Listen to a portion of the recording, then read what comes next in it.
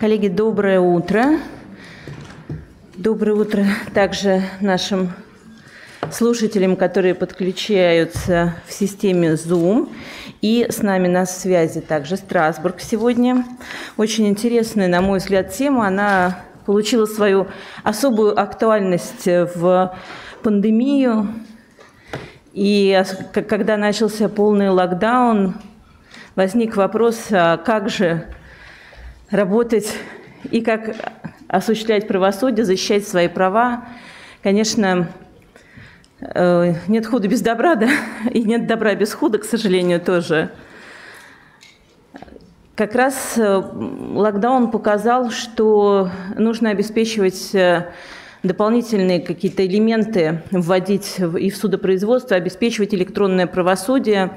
Могу сказать, что в России, здесь мы больше услышим, конечно, и от суда, но когда начался локдаун, в принципе, основная проблема с чем в России? Большая территория, проблема с интернетом, доступ к устойчивому интернету, он есть не у всех, не все умеют пользоваться электронными системами, это тоже вызывает много эмоций. Но я смотрела по странам, и могу сказать, что Россия одна из первых, по-моему, перешла такой очень оперативно, благодаря тому, что, наверное, может быть, в системе арбитражных судов у нас уже действовал электронная платформа, да, «Мой арбитр», и по статистике из того, что нам передавали, в мае месяце уже 48 арбитражных судов регионов готовы были перейти полностью на электронную систему. Но здесь же возникает много всегда вопросов. Это и как обеспечить сохранность информации. Вы помните знаменитый, наверное, такой информационный твит, который облетел весь мир, когда один из журналистов подключился, увидев доступ в систему подключения у одного из высокопоставленных чиновников иностранных, не будем называть государства. Он увидел идентификатор и код доступа в фотографии, которые опубликованы, и подключился на закрытое совещание, поприветствовав всех. Это, конечно, вызывает много эмоций. Это, с одной стороны, очень смешно, с другой стороны, не так, когда речь идет об обеспечении защиты прав человека и информации, которая передается. Конечно, возникает вопрос и с подгрузкой документации, и с ее обработкой. Это нужно владеть данными механизмами, хотя сегодня, да, те, у кого есть гаджет, быстро начинают и сканировать на месте, и можно и факсы отправлять, и что угодно, но это все надо иметь под рукой, и это, конечно, вызывает очень много вопросов. Итак, электронное правосудие, прозрачность, эффективность и доступ к правосудию. Большое спасибо нашим коллегам из Верховного суда, судье, члену Президиума Верховного суда Российской Федерации Момонтову Виктору Викторовичу, который нашел время в своем графике загруженном присоединиться к нам и поделиться как раз из первых уст, как это все происходит. Мне, по-моему, в апреле первое заседание экономической коллегии, по-моему, состоялось в системе ВКС, поэтому здесь наши суды, они были действительно готовы. Вопрос, готовы ли ответчики и заявители на местах?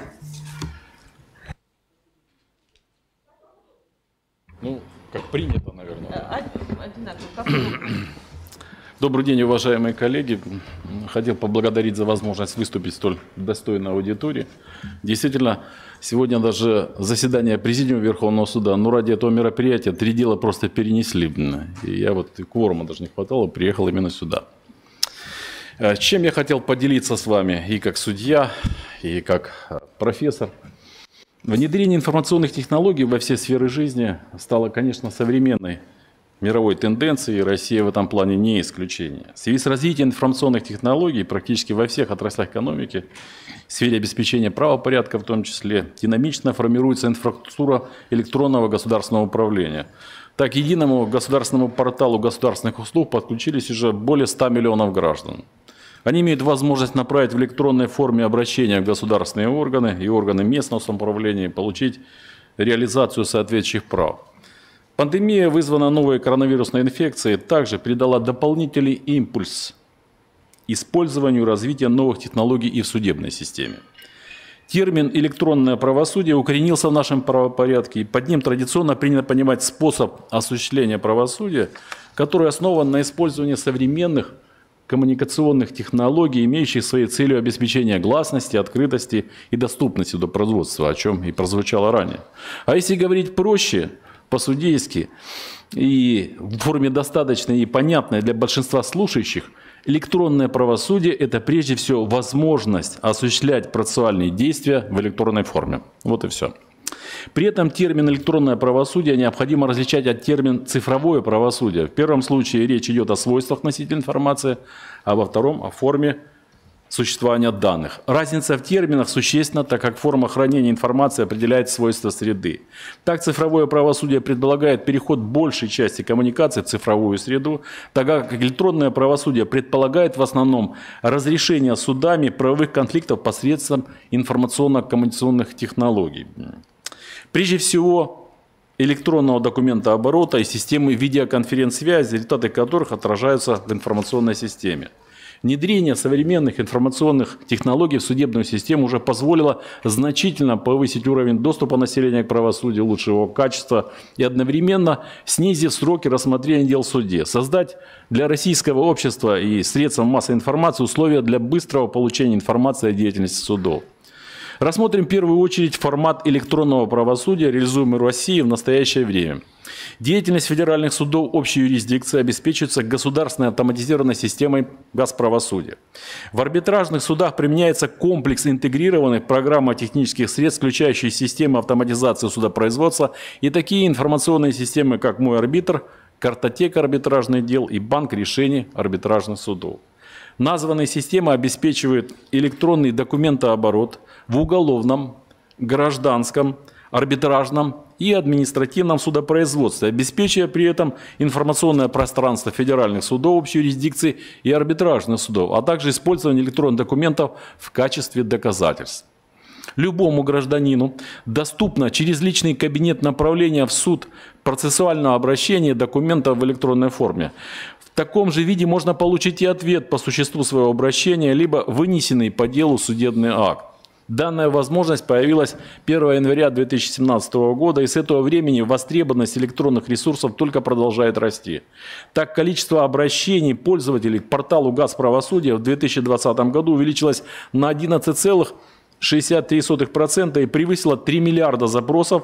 Количество личных кабинетов выросло до 18,4 миллиона. А количество документов, поданных в федеральные суды общей юрисдикции в электронном виде, составило более 2 миллионов, что более чем в 2 раза превысило показатель 2019 года. Информация о движении судебных дел и документов открыто размещается в системе интернет, в сети. К электронному правосудию относится использование видеоконференц-связи, которое особенно актуально для нашей страны, так как с учетом обширности территории Российской Федерации, так и с началом работы новых апелляционных и кассационных судов, активное применение видеоконференц-связи позволило не только повысить оперативность проведения судебных заседаний, но и значительно сократить транспортные расходы. В период пандемии проведение судебных заседаний стало возможным благодаря системам видеоконференц-связи и веб-конференций через использование таких современных коммуникационных технологий, как Zoom, Skype, ВКС Винта и многие другие. В российских судах ежедневно рассматривается более 1500 дел в режиме видеоконференц-связи. Назрела необходимость и далее расширять возможности применения системы веб-конференций. Например, целесообразно в рамках системы видеоконференц-связи реализовать технологии распознавания лиц, что позволит сторонам участвовать в судебном процессе не только из суда по месту жительства или пребывания, но и, например, с рабочего места или из дома. Однако мы не стремимся к полному переходу рассмотрения дел в формате видеоконференции и считаем очные заседания, проходящие в зале суда, как приоритетные и наиболее отвечающие принцип осуществления эффективного и качественного правосудия. Дело в том, что рассмотрение дела посредством видеоконференц-связи не всегда отвечает интересам самих граждан. Например, Затруднено общение подсудимого и его адвоката, так как при нахождении в разных точках они не могут оперативно и, самое главное, конфиденциально обменяться мнением и информацией, что очень важно для обеспечения права на защиту. И в целом уголовное судопроизводство имеет особенности, связанные именно с личным присутствием и восприятием участниками процесса рассматриваемых фактов и доказательств. Важно обеспечить реализацию принципа непосредственности при осуществлении правосудия, который нашел свое отражение в процессуальном законодательстве. Статье 240 УПК, статье 157 ГПК, статье 10 АПК, статьях 6 и 13 КАС Российской Федерации. Принцип непосредственности предполагает, что суд, рассматривая дело, должен лично воспринимать доказательства в ходе судебного заседания. Только в этом случае обеспечивается полнота и объективность впечатлений суда от процесса, что способствует наиболее полному и верному установлению истины по делу. В случаях же применения видеоконференц-связи существуют определенные риски нарушения принципа непосредственности. Очевидно, что живое общение с судом дает возможность сторонам процесса оперативно излагать свою позицию, ориентировать суд в материалах дела и отслеживать невербальные сигналы других участников и достигать большего взаимопонимания. Видеоконференц-связь может искажать коммуникацию, а значит важные фрагменты показаний могут быть потеряны, либо, самое главное, неверно интерпретированы. Кроме того, сам судья может оказаться в плену ложных историй, рассказанных участниками судебных процессов, что приведет к искажениям в оценке фактов и принятию необъективного решения. Назрела необходимость пересмотра и закрепления на законодательном уровне принципа непосредственности относительно видеоконференц-связи или установления допустимых рамок ее использования. При этом развитие информационных технологий не должно привести к утрате правосудия так называемого человеческого лица. В основе судопроизводства находится человек, его законные интересы и споры, связанные с защитой их интересов, поэтому правосудие всегда должно оставаться в первую очередь гуманным. Только живое взаимодействие участников в судебных процедурах позволяет судье видеть картину более объективно, индивидуально подходить к каждой ситуации, делать справедливые и обоснованные выводы и помнить, что прежде всего речь идет о человеческих судьбах.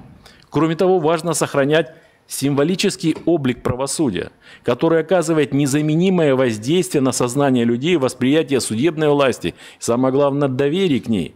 Важно место, где осуществляется правосудие, ее внутренняя обстановка с символами судебной власти, облик судьи и многое другое, связанное с реализацией судебной власти в целом. Эти объекты подразумевают нечто большее, чем только их очевидное и непосредственное значение, связанное с исключительным их функциональным предназначением. В противовес этому технологическая модернизация проведения судебного процесса в режиме видеоконференц-связи делает более абстрактным судебный процесс, дегуманизирует его. В эмоциональном плане деперсонифицирует его, что может являться негативной тенденцией в развитии судопроизводства. Осуществление правосудия – это не формальная процедура, а довольно живой и личный процесс, в котором участники должны помнить о верховенстве закона, недопустимости злоупотребления своими правами, ответственности за свои действия и уважения к сторонам и суду. И символы судебной власти при очном заседании обеспечивают это воздействие на участников процесса, дисциплинируя их и создавая фундамент доверия, уважения и признания.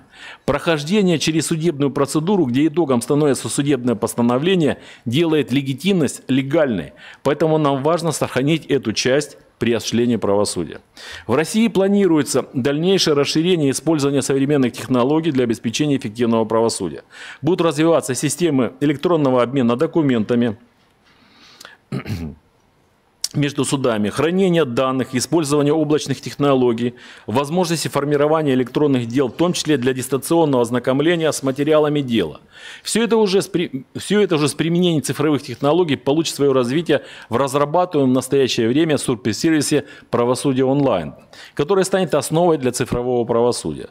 Суть правосудия онлайн заключается в предоставлении возможности гражданину через личный кабинет дистанционно подавать в электронном виде исковые заявления или жалобы, получать информацию о назначении судебного заседания, участвовать в судебном заседании с использованием технологий веб-конференции из офисных или жилых помещений, а также получать электронные копии судебных документов, подписанные электронной подписью суда. При этом гражданину не придется покупать дорогостоящее оборудование или программное обеспечение. Достаточно иметь персональный компьютер или смартфон и доступ к интернету.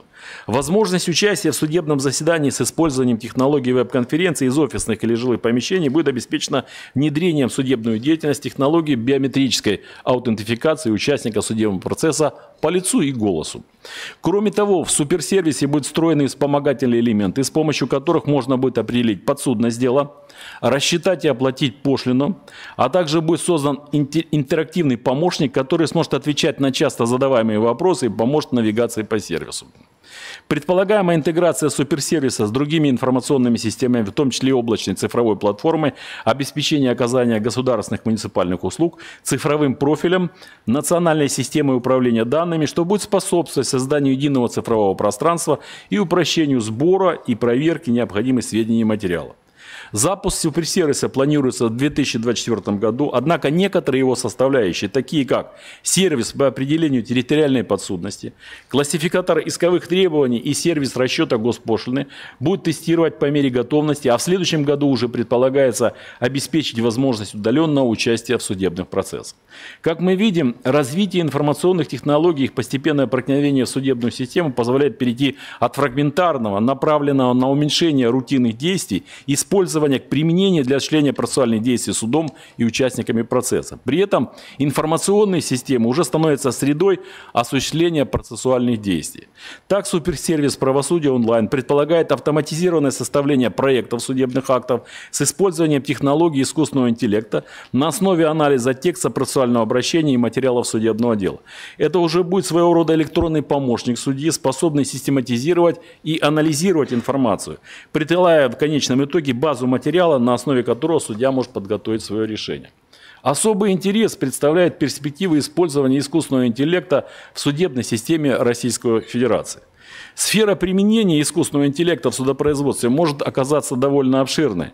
Это разметка аудио-видеопротоколов в судебном заседании через использование систем распознавания речи и видеоизображения, распознавание общего смысла текста с возможностью выделять ключевые тезисы из текста, использование систем поддержки принятия решений судом, автоматизированной подготовки проектов судебных актов и многое другое. Применение технологий слабого искусственного интеллекта в организационной деятельности суда позволяет уменьшить рутинную работу судей и работников аппарата суда. Уже сейчас с помощью данной технологии можно решать задачи по автоматизированному вводу и обработке информации при осуществлении делопроизводства, рассмотрению поступающих в суд процессуальных документов с целью выявления их несоответствия требованиям процессуального законодательства, идентификации личности и полномочий для участия в судебном разбирательстве. В последнее время довольно активно обсуждается вопрос о допустимых возможностях применения искусственного интеллекта в судопроизводстве. От помощи судьи и вынесения решения до замены судьи сильным искусственным интеллектом с полной автоматизацией всего процесса отправления правосудия. В Китае, США, Великобритании, Франции и некоторых других странах подобные компьютерные программы уже начинают использоваться. Однако в настоящий момент они служат вспомогательным инструментом для анализа документов и не заменяют собой судью.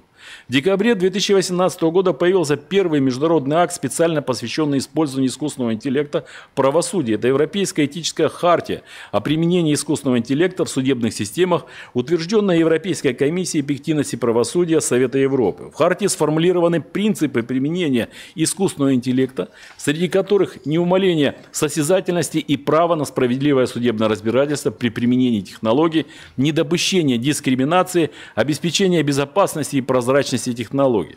Важно обратить внимание на пятый принцип. Это принцип пользовательского контроля, согласно которому судья должен иметь возможность не согласиться с решением, предложенным искусственным интеллектом, а принять собственное решение по делу, а участнику спора должна быть представлена возможность прямого обращения к суду без применения искусственного интеллекта и право оспорить принятое с помощью искусственного интеллекта решение. То есть данный принцип подчеркивает невозможность полной замены судьи искусственным интеллектом. И с этим следует согласиться. Каких бы вершин не достиг научный прогресс, система искусственного интеллекта никогда не сможет проникнуть в глубину человеческой психики. Искусственный интеллект может оценивать обстоятельства дела только с точки зрения формальной логики. И именно поэтому он никогда до конца не сможет понять фабулу дела, так как во многих делах, особенно семейных, или уголовных очень много иррационального, а не формально-логического. И как следствие перспектива физического и интеллектуального увядания судебного корпуса в связи с внедрением в судебную систему искусственного интеллекта отодвигается на неопределенный период. Кроме того, процессуальное законодательство при оценке доказательств требует от судьи руководствоваться своим внутренним убеждением, которое является гораздо более сложной категорией, чем программные алгоритмы. В зависимости от конкретных обстоятельств одни и те же доказательства могут быть в одном деле отвергнуты, а в другом деле, наоборот, приняты за основу. Кроме того, суд при вынесении решения руководствуется целым рядом оценочных и ценностных критериев, закрепленных в законе. Например, принципами справедливости и гуманизма при назначении наказания, требованиями разумности и добросовестности в гражданском праве. Понимание сути таких критериев возможно только в процессе социализации жизни в обществе, впитывания в себя окружающей среды. И такой опыт невозможно передать искусственному интеллекту и отобразить в программном алгоритме. Мы знаем, что у судьи должны быть в наличии такие необходимые качества, как соблюдение закона, компетентность, справедливость, уважение к участникам процесса, порядочность и достоинство, профессиональная тайна, наличие терпения, моральная чистоплотность. Однако, как представляется, главным все-таки в судейской профессии является эмпатия, умение сочувствовать и переживать, как парадоксально это не звучит. Искусственный интеллект не будет способен применять аналогию закона или аналогию прав, так как только человек может постигнуть дух закона. Также искусственный интеллект имеет свои законы и свой язык, отсутствие глубокого понимания которых у человека делают решения нейросетей непредсказуемыми. Все это подтверждает тезис о том, что в такой крайне ответственной и сложной работе машина не сравнится со способностями человека, а робот не станет достойной заменой судьи. Выше речь шла о так называемом сильном искусственном интеллекте, способном не только собирать и обрабатывать и анализировать данные, но и самообучаться и самостоятельно принимать решения. Также различают слабый искусственный интеллект, который имеет ограниченные возможности и применяется для решения однотипных и простых задач, не требующих осмысления. Применение слабого искусственного интеллекта в судебной системе для решения узкоспециализированных задач вполне возможно. И сейчас для имеются технические и технологические предпосылки. Применение технологий искусственного интеллекта возможно при рассмотрении бесспорных требований, прежде всего в приказном производстве, поскольку такая работа не связана с анализом правоотношений сторон и в большей степени носит технический характер. В некоторых регионах такие системы уже внедряются. И еще, как уже ранее было сказано, такие технологии будут использоваться в суперсервисе правосудия онлайн для помощи судье в обработке информации и подготовке документов. Назрела необходимость внедрения единого федерального реестра электронных почтовых ящиков сторон, участвующих в процессе, физических лиц и организаций, органов государственной власти и муниципальной власти. Такие реестры уже эффективно функционируют в других государствах, позволяя упростить взаимодействие работников аппарата суда с участниками процесса. Создание единого реестра электронных почтовых ящиков, который предусматривает обязательства для сторон в получении через электронный ящик юридически значимых извещений, позволит сократить время и расходы на доставку юридически значимых сообщений, таких как уведомления, извещения, копии судебных постановлений и так далее. И в конечном итоге снизить нагрузку на судей и работников аппарата суда. Для его создания не требуется больших финансовых затрат, так как практически у всех организаций и граждан такая электронная почта имеется. Требуется только изменить ее статус. Это касается только адреса электронной почты, используемой для делового общения в рамках судебного процесса. И подводя итог, следует отметить, что в России будут и дальше развиваться системы электронного правосудия. Суды не могут и не должны оставаться в стороне от технологического прогресса. В настоящее время во всех видах судопроизводства широко применяются современные технологии, благодаря которым граждане и бизнес могут дистанционно осуществлять свои процессуальные права. Возможность дистанционного участия в судебном процессе при помощи видеоконференц-связи, подачи документов в суду в электронном виде, ознакомления с электронными делами – все эти инструменты особенно стали востребованы в период пандемии. Однако это не должно пониматься как тенденция к полному переходу на формат дистанционного правосудия. Скорее речь идет о симбиозе онлайн-суда и очного правосудия. Электронное правосудие уместно в подготовительной стадии судопроизводства, что позволит рассматривать дело по существу в рамках одного очного заседания. Только при полноценном очном рассмотрении дела в суде можно с уверенностью гарантировать соблюдение принципов непосредственности, гласности и состязательности, сохраняя высокую миссию суда и не допуская низложения правосудия до государственной услуги. Спасибо.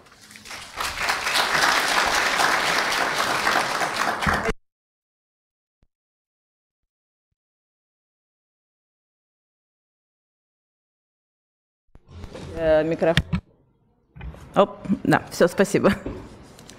Спасибо большое. Спасибо, Виктор Викторович, за тот материал, который на самом деле является предметом сбора сейчас и со стороны Европейской комиссии по эффективности правосудия Совета Европы, насколько я знаю. Комиссия СИПЭШ собирает такой материал, и, пользуясь возможностью, я хотела бы обратиться к вам с просьбой передать через нас этот доклад. Мы с удовольствием его опубликуем, потому что такой всеобъемлющий и полный доклад о переходе, пусть даже и в экстренных ситуациях, а иногда именно в экстренных ситуациях рождаются самые лучшие решения, потому что мы к чему-то идем, а когда происходит уже, да, когда уже разгорелся пожар, уже его надо тушить, и тут рождаются очень много интересных идей, а главное, мы перестаем медлить и думать, а надо это или не надо. Конечно, еще очень многое предстоит сделать и законодательно закрепить, да, уже хотя бы понять разницу между аббревиатурой, которая стала в обиходе, ВКС или видеоконференция. Ну, вот этот вопрос, который вроде как видеоконференц-связь и видеоконференция для многих обывателей это одно и то же.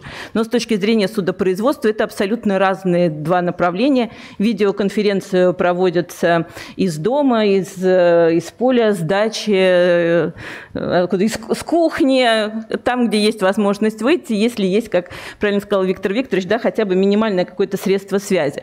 ВКС же связь – это связь, которая устанавливается через суды. То есть вам необходимо прийти в какой-либо суд, где есть такое оснащение, вот место, именно где располагается суд, и где есть специальные технические возможности. Законодательно это еще процедура не закреплена, насколько я знаю. Это тоже необходимо пройти определенный путь внесения изменений в законодательство.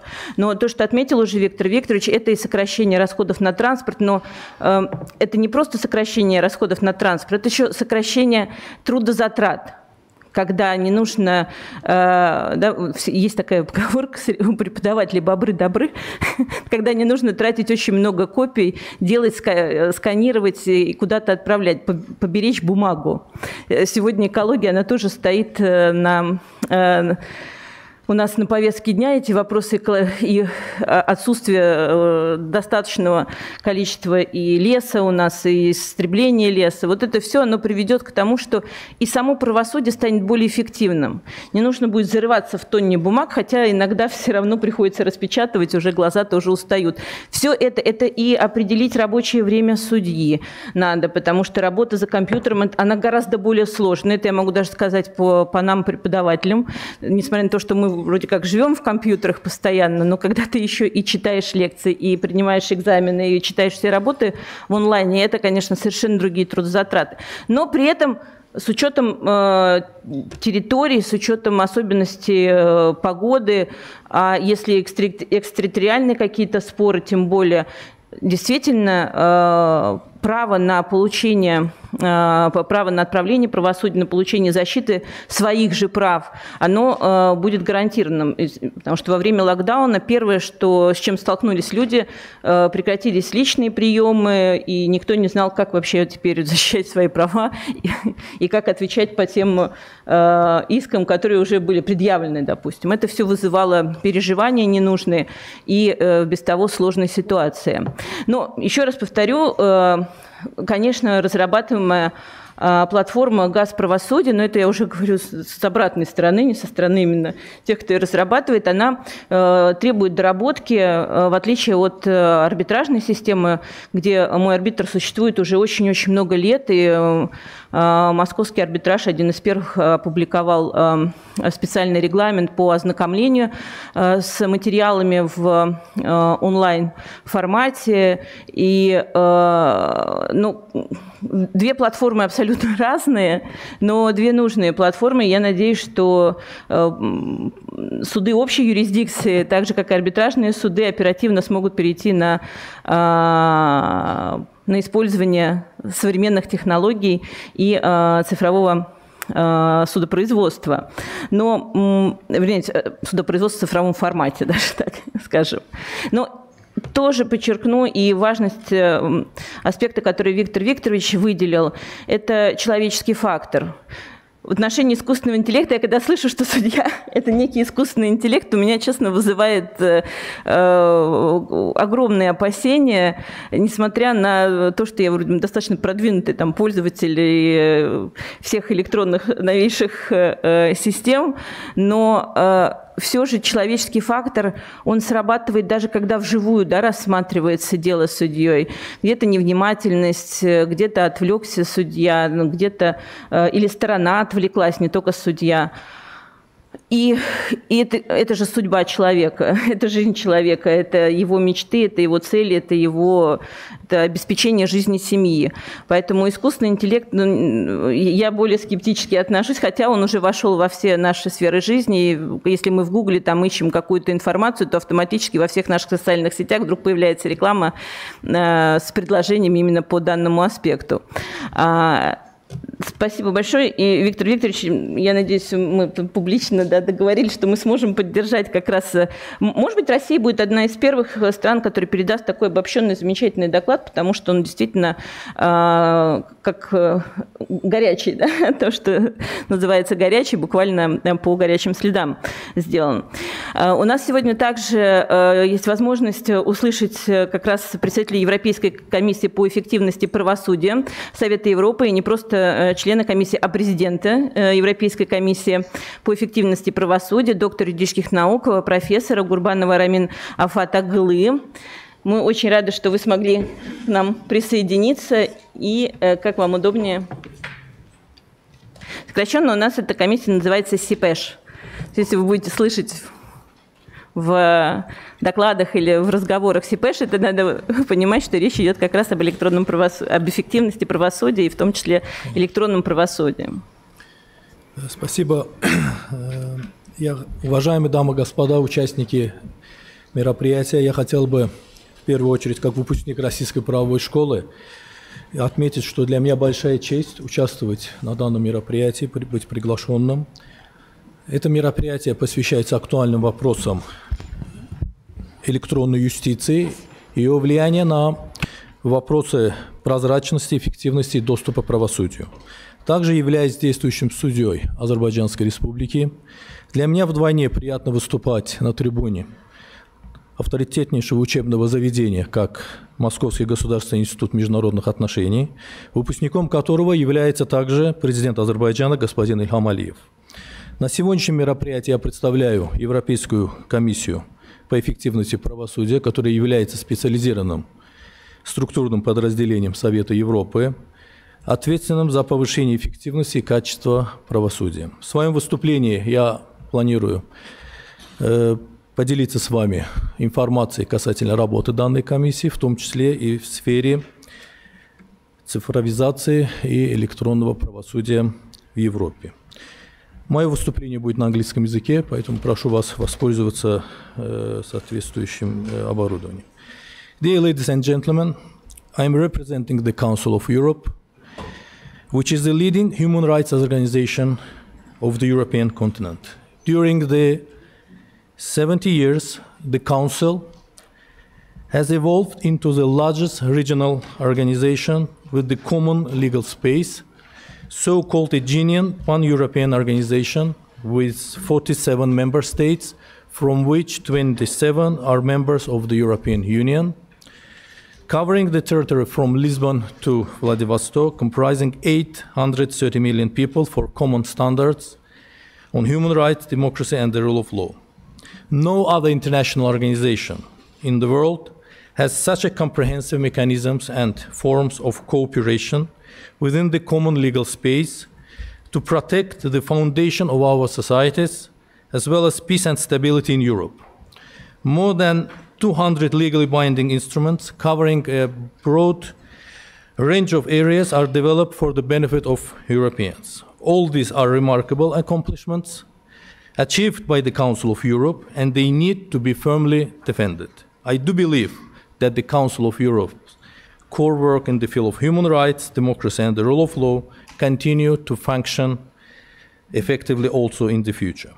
When we come to the improving of the justice in Europe, And even beyond, I have to mention the important work of the European Commission for the Efficiency of Justice, with acronym CEPEJ, which is the Specialized Organization of the Council of Europe. During the past years, the CEPEJ has become an expert resource for developing and sharing solutions in the judicial sector worldwide. It has been established for providing direct assistance to member states to improve their judicial systems by increasing the efficiency and the quality of justice in order to bring the national judiciaries in accordance with the European standards and norms of the Council of Europe. CEPEJ has developed and successfully implemented many tailor-made assistance programs in the member states in cooperation with the European Union and the other international organizations. It provides tools to build a legal framework for the implementation of new initiatives and reforms, taking into account the European standards and the respect of the Council of Europe standards in the field of justice, especially in the era of digitalization. We should acknowledge that the digital transformation has profoundly changed our life over the past decades and will continue to do in the future more intensively. In the area of justice as well, digitalization has played an important role and unanimously recognized as a way of improving the access to justice, efficiency, quality, and transparency of judicial systems.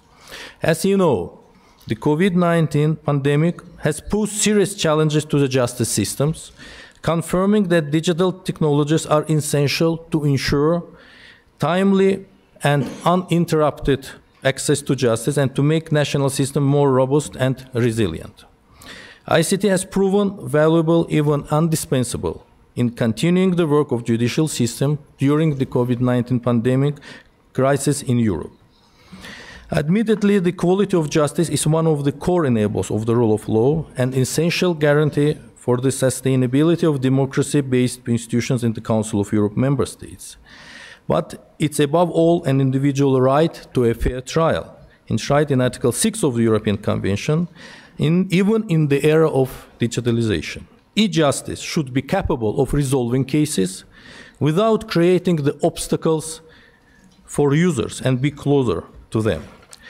I would like to draw your attention to the four main expectations that we have. This is the first, the accessibility of justice. On the one hand, and having as a starting point, the member states' obligation constantly recalled by the European Court is to establish the effective domestic remedies according to the European Convention. And the CEPEJ was able to address very specific and preliminary issues to these fundamental rights through the guidelines on the creation of judicial maps and guidelines on the organization and accessibility of court premises. Taking into account the user's expectations, these two documents offer concrete solutions for policymakers to improve access to justice, efficiency, and performance of courts, and access to information. At the same time, justice should be accessible to all citizens on its essence, which led the CEPEJ to think about the ways how to improve communication between the courts and recipients. In fact, the Commission is currently preparing the guidelines on the issue of simplification and clarification of language with litigants, particularly in drafting and communication phase of judicial decisions. Taking into account that the use of ICT can impact different aspects of judicial system, organization and its services, the CEPEJ analyzes regularly how the use of information technologies in court facilitates the access to justice and transparency, namely through the existence of centralized national database of court decisions, application of e-court systems, the possibility to submit electronically the documents to the court and request the legal aid by electronic means. Today, almost all 47 members of the Council of Europe are implementing on a different level the e-court systems, and the CEPEJ is trying to adopt the unified standards in the field in close collaboration with the specialized institutions such as Consultative Council of European Judges, and recently it was established the ad hoc Committee on Artificial Intelligence. The second expectation is the promptness of justice. against the background of the voluminous case law of the European Court of Human Rights on the requirement of reasonable length of proceedings, the CEPESH has developed numerous legal instruments, tools and studies to orient policymakers and judicial practitioners when reforming the normative frameworks and the administrative and judicial practices towards optimum and foreseeable timeframes of judicial proceedings. It's noteworthy referring to the guidelines for judicial time management, providing a list of possible actions to be undertaken to fight the excessive length of proceedings and the implementation guides toward the European timeframe for judicial proceedings. In the wake of these basic documents, a specific study has been recently conceived on weighting of cases in judicial systems, analyzing the different case weighting systems that assess the amount of time and effort each case requires to be processed on average. And the final goal is to achieve prompt and efficient justice through a balanced and transparent distribution of cases among judges, while the final beneficiary is the court user. Finally, the development of new information and communication technologies also contributes to reduce the judicial time. And the CEPESH is interested in the existence of voice recording tools in courts, writing assistance tools at judges, such as templates or pre-written paragraphs, possibilities for dematerialized communication between courts and lawyers and other parties, online processing system of specialized litigation such as small claim litigation or undisputed claims. Besides the regular data collected for the evaluation report, the newly established CEPESH working group on cyber justice and artificial intelligence has already prepared analytical overviews of the state of play in electronic court filing, e-filing, in online alternative dispute resolution, in digitalization of enforcement. The third expectation, this is the efficiency and the quality. As defined in the CEPESH biannual evaluation report, efficiency of court is a vital factor for upholding the rule of law and a critical component for a fair trial. It facilitates good governance, promotes the fight against corruption, builds confidence in institutions, and enables individuals to enjoy effectively their fundamental rights. The CEPESH has developed two main performance indicators. This is a clearance rate and disposition time. And by electronically using these two indicators, the countries are able to present an overall picture of the judiciary efficiency in a particular judicial system. And through these specific indicators, the CEPESH measures the capacity of courts to solve cases without creating backlogs and the theoretical time necessary for a pending case to be resolved.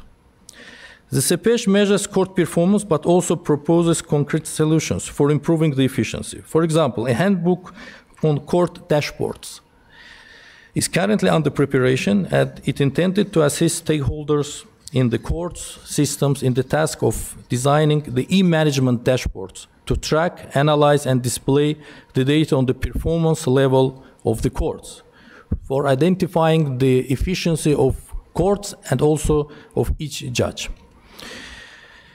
At the same time, the court users are in their turn responsible for efficiency and quality of justice, and CEPESH carried out recently analysis on the role of parties and practitioners in avoiding or reducing delay in disposal of court proceedings, and working on the documents putting the user at the center of the legal proceeding in the civil matters. Finally, and most obviously, the contribution of ICT in terms of efficiency of justice is also undeniable. Accordingly, the CEPESH is closely following through its evaluation report the development in member states of case management systems in courts, e-measurement tools to assess the workload of judges, electronic tools facilitating the communication and the dematerialized exchange of information within the judiciary. And a special chapter is dedicated to the ICT in judiciary, given that the good development and proper use of ICT is an important element of the good function of judicial systems, as it contributes to increased transparency, efficiency, access, and quality of the services delivered. The first and final expectation, this is the cyber justice and predictability of justice. Since few years, court users have one additional expectation concerning the predictability of the judgment, the predictability of the application of law. And the CEPESH contribution in this regard is of paramount importance and goes beyond the European borders. In this specific area of the cyber justice, the CEPESH has developed several documents. The first is the so-called IT index. This is a comprehensive report and a comparative analytical tool on the use of IT in European courts. The second, this is the guidelines how to drive the change toward the cyber justice, and more recently the toolkit for the implementation of the guidelines on the cyber justice. The third, this is the European Ethical Charter on the use of artificial intelligence in judicial system and the environment.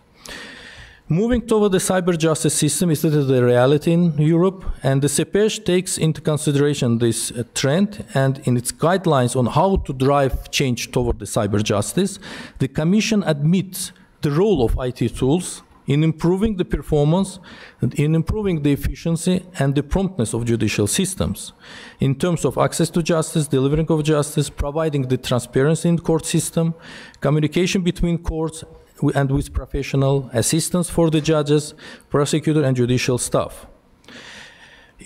Above all, it insists on the fact that the deployment of digital tools on cyber justice should take into account both the requirement to guarantee higher quality standards for the public justice service and of the expectation and needs of justice system professionals and users. At the same time, there is a growing concern at the political and public level globally regarding the increased use of algorithms and automated processing techniques and their considerable impact on the exercise of human rights. As a result, calls are being made to introduce tighter control and regulations to adopt the necessary document. And in adoption of the European Ethical Charter on the use of artificial intelligence in judicial systems, CEPESH wish was to encourage a positive use of artificial intelligence in courts, which is on the one hand is at the service of legal professionals and adaptable to their needs, and on the other hand, respect the individual rights and freedoms guaranteed by the European Convention on Human Rights and the relevant Council of Europe standards. Nowadays, the European Ethical Charter has acquired the status of the inevitable reference in matters of use of AI in justice field, and it provides for the first time in Europe a framework of principles that can guide the policymakers in implementing AI in judicial system. Admittedly, the use of such tools and services in judicial systems seeks to improve the efficiency and quality of justice, but the respect of human rights stemming from the European Convention and the Council of Europe Convention on the protection of personal data is an imperative reserve to this use. At the same time, I would like to draw your attention that the CEPESH, during this pandemic, starting from the mid-March 2020, established a special blog on its website and to collect all the information from the member states, how this country try to prevent the negative aspect of this pandemic to the court systems. And for the first time, the CEPESH established and developed and approved the CEPESH Declaration on Lessons Learned and Challenges Faced by the Judiciary during and after the COVID-19 pandemic. This is the declaration of 7 main principles to provide the member states with the guidance in the period of crisis. Because during our evaluation, we identified that none of the countries were ready to face with the pandemic during the delivering the justice services across the Europe. And these principles provide these countries with the sufficient information and some framework. Finally, we should acknowledge that without any doubt, the future administration of justice is expected to be more remote and digitalized. Nowadays, the promotion of digitalization of justice is a key component in the agenda of public reforms in many European countries and worldwide, especially in the period of pandemic. But the active use of information technologies in organization and delivering of justice should serve for all users' interest and not diminish or jeopardize the main principles of the rule of law and symbolic face of judiciary. Finalizing my speech, I would like to stress out the need to continue moving forward in the comprehensive and inclusive digitalization process, which must be centered on the people, be inclusive, and leave nobody behind, with full respect of fundamental rights and the rule of law. Благодарю за ваше внимание.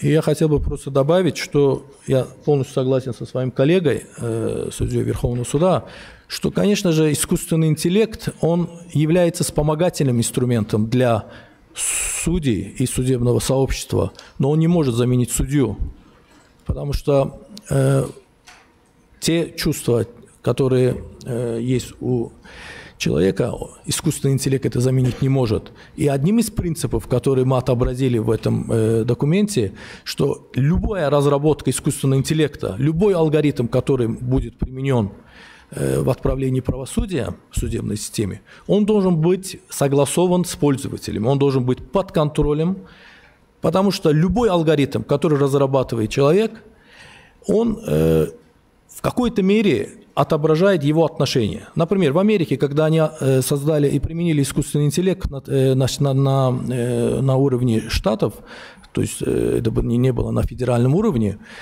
выявилось со временем, когда они проанализировали решения, которые как бы были, так скажем, да, то есть подписаны, изданы, отправлены искусственным интеллектом, что здесь решения, которые были нам направлены против, значит, представителей американского населения, здесь была определенная степень предвзятости. То есть потом выяснилось, что то лицо, которое разрабатывало, оно не очень положительно относилось к представителям данной расы. И вот вы видите, как автоматически это... И потом это стало возможно выявить после жалоб и после оценки этого алгоритма. Вот мы сейчас в СЕПЕЖе разрабатываем механизмы правильной оценки этих алгоритмов. Это очень важный вопрос. Конечно, это же больше связано не с государственным сектором, а с частным сектором, но мы как бы сейчас изучаем опыт всех европейских стран и хотим подготовить документ, он уже почти готов, как правильно провести эту инспекцию и оценить правильно данный алгоритм. Однозначно, искусственный интеллект уже у нас как бы присутствует в нашей жизни, мы от этого отказаться не можем, и во всех сферах нашей жизни, и надо просто использовать его в судебном сообществе, чтобы он помогал суде в организации его работы, но его не заменил. Мы, например, в некоторых странах в приказном производстве, у вас в России тоже, в принципе, это применяется институт, там можно использовать искусственный интеллект, потому что здесь стороны как бы не созываются на процессы, судья выносит решение, основываясь на документах, которые представляют стороны. Вот. Спасибо за внимание.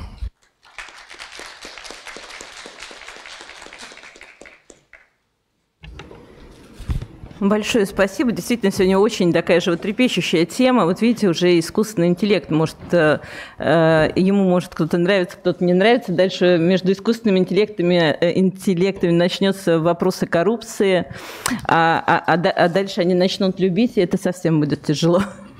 Но, конечно, знаете, когда что-то создаем новое, самое главное, чтобы к искусственному интеллекту, отправляющему правосудие, не надо было создать еще искусственный интеллект, который бы следил за тем, правильно ли он отправляет правосудие, и нет ли у него предвзятости при вынесении того или иного постановления и решения. Потому что у нас каждое новое действие, оно порождает какие-то дополнительные действия. Если мы хотим облегчить нашу жизнь, то лучше уже как-то сразу, наверное, делать, чтобы не надо было дополнительные телодвижения.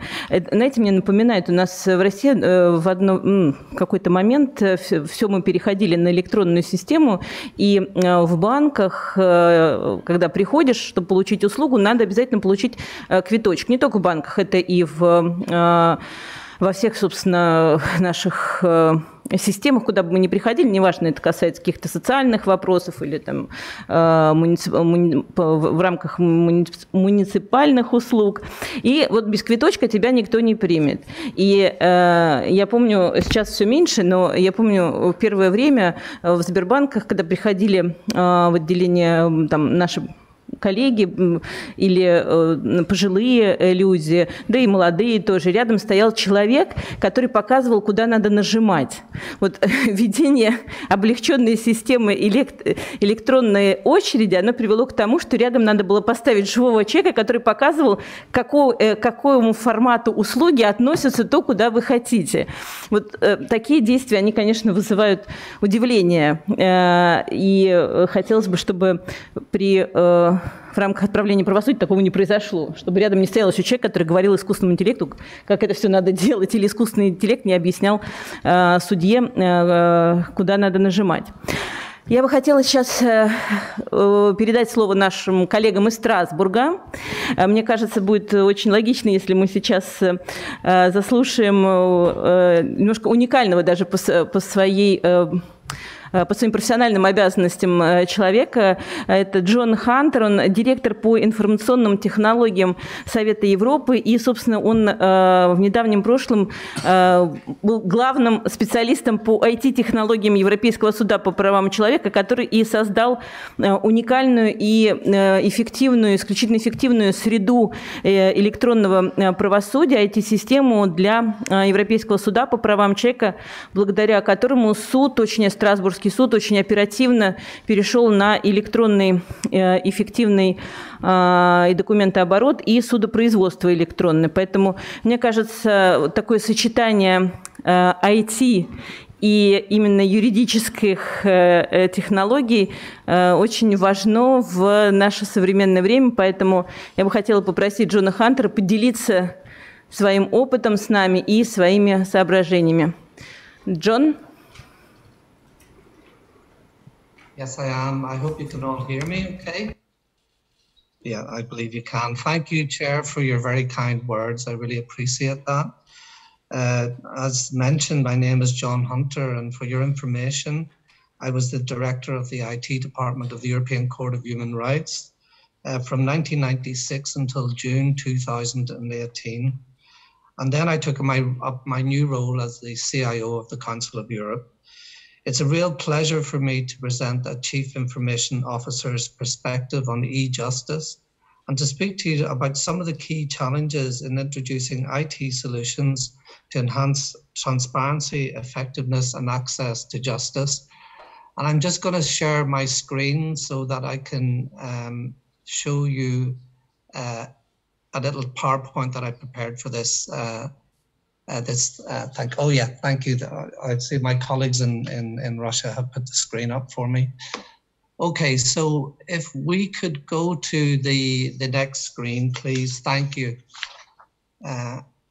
Okay, so basically, IT technology and innovation continues to accelerate, and this became more apparent during the COVID pandemic, where we witnessed a major paradigm shift and how IT can allow courts and businesses to work remotely and to digitally transform the working environment. Suddenly, when the lockdown came into place, IT departments had to provide and cope with the rise in demand for remote teleworking capabilities for their staff and also for external connections to their systems. They had to rapidly put into place software and services that would allow for business as usual. The pandemic severely impacted the judiciary and businesses across the world, as suddenly hearings, meetings, court sessions could not be carried out physically, and alternative methods of working had to be implemented quickly. IT departments were and still are under more and more pressure to deliver systems that enhance working methods and also provide value for money. This is very important. However, the plus side was that business owners worldwide realized the importance and also the strategic value of IT. This in turn helped to raise the profile of my own department in the Council of Europe, as well as accelerating changes in working methods and the implementation of new innovative solutions aligned to our strategy. The bottom line is that we've entered into a new age of computing, and in some cases, we've been forced into an age where there is more reliance on cloud based solutions, for example, video conferencing, teleworking facilities, document management, voting, etc. However, this change helps to facilitate the digital transformation of national courts and businesses throughout the world. For example, in the Council, we introduced very quickly solutions to allow the Council and the Court to carry out business as usual via remote meetings with interpretation and the implementation of voting systems, etc. Moreover, innovation technologies can be harnessed to enhance e-justice and to manage the huge increase in user expectations, both internally and also externally. Modern courts have and are embracing this change so as to provide their citizens with more effective methods to communicate, link into payment and national identity systems for authentication, and to open up access to their judiciary, allowing for access to information on the current state of proceedings, for example, of their files and their documents, case documents. During my years at the court and in close collaboration with the registrar, judges and registry staff members, we digitally transformed the work processes of the court by implementing innovative and cost-effective systems that enhance the court's overall efficiency and productivity, with an aim to streamlining the business and work processes. We, like your good selves, wanted to provide both internal and external users with effective tools to carry out the objectives of the court. For example, allowing applicants to apply online, communicating electronically with the parties, and opening up our jurisprudence to the entire world. I'm now currently working on a 5-year strategic action plan for the Council of Europe, and this is also a project full of challenges. But the thing is that technology has moved on, and finding solutions to aid in this process is getting easier. My approach was to consider the court and the Council of Europe as a business. I come from the private industry originally, and at meetings with the registrars and judges, I spoke about the business of the court, citing the need for us to become more efficient and to align and streamline our business processes and tools, and to become more productive in order to deal with the large number of applications and judgments to be delivered. Could we go to the next slide, please? So, thank you. I think, or is it me to do it? Thank you. Yeah, thank you. So the most important element to drive e-justice digital transformation is to really have an agreed strategic action plan that is accepted and adopted by top management and also by the business owners. And in the case of course, this is the presidents and the judges of the courts. They must get involved in this process. If you do not have an agreed blueprint for change, then you will not be able to implement it successfully. At the court, the first thing we did was to develop a 5-year IT strategic action plan that was to act as a blueprint for the new court system. The plan was developed after an extensive consultative process where we not only interviewed the president and key judges of the court, but also with registry members and users of this system in order to get a global view of needs. We also worked closely with the case management division and filtering sections to innovate and adopt a common approach. One of the first things that we did was to develop the CMIS database that contains all information pertaining to the applications of the court. For example, the current state of proceedings, the addresses and names of applicants, what chamber was dealing with the case, what the subject of the case was, etc. And having this central database with all this information meant that we could link it to a series of over 2,000 templates and various workflows to automatically create letters and to build the workflow routes for approval or signatures. It was then later developed for the single judge process. Sorry, I'm just looking for the single judge process, and we continued on that route. So could we please go? Oh, sorry, yeah. Could we please go to the next slide? Thank you.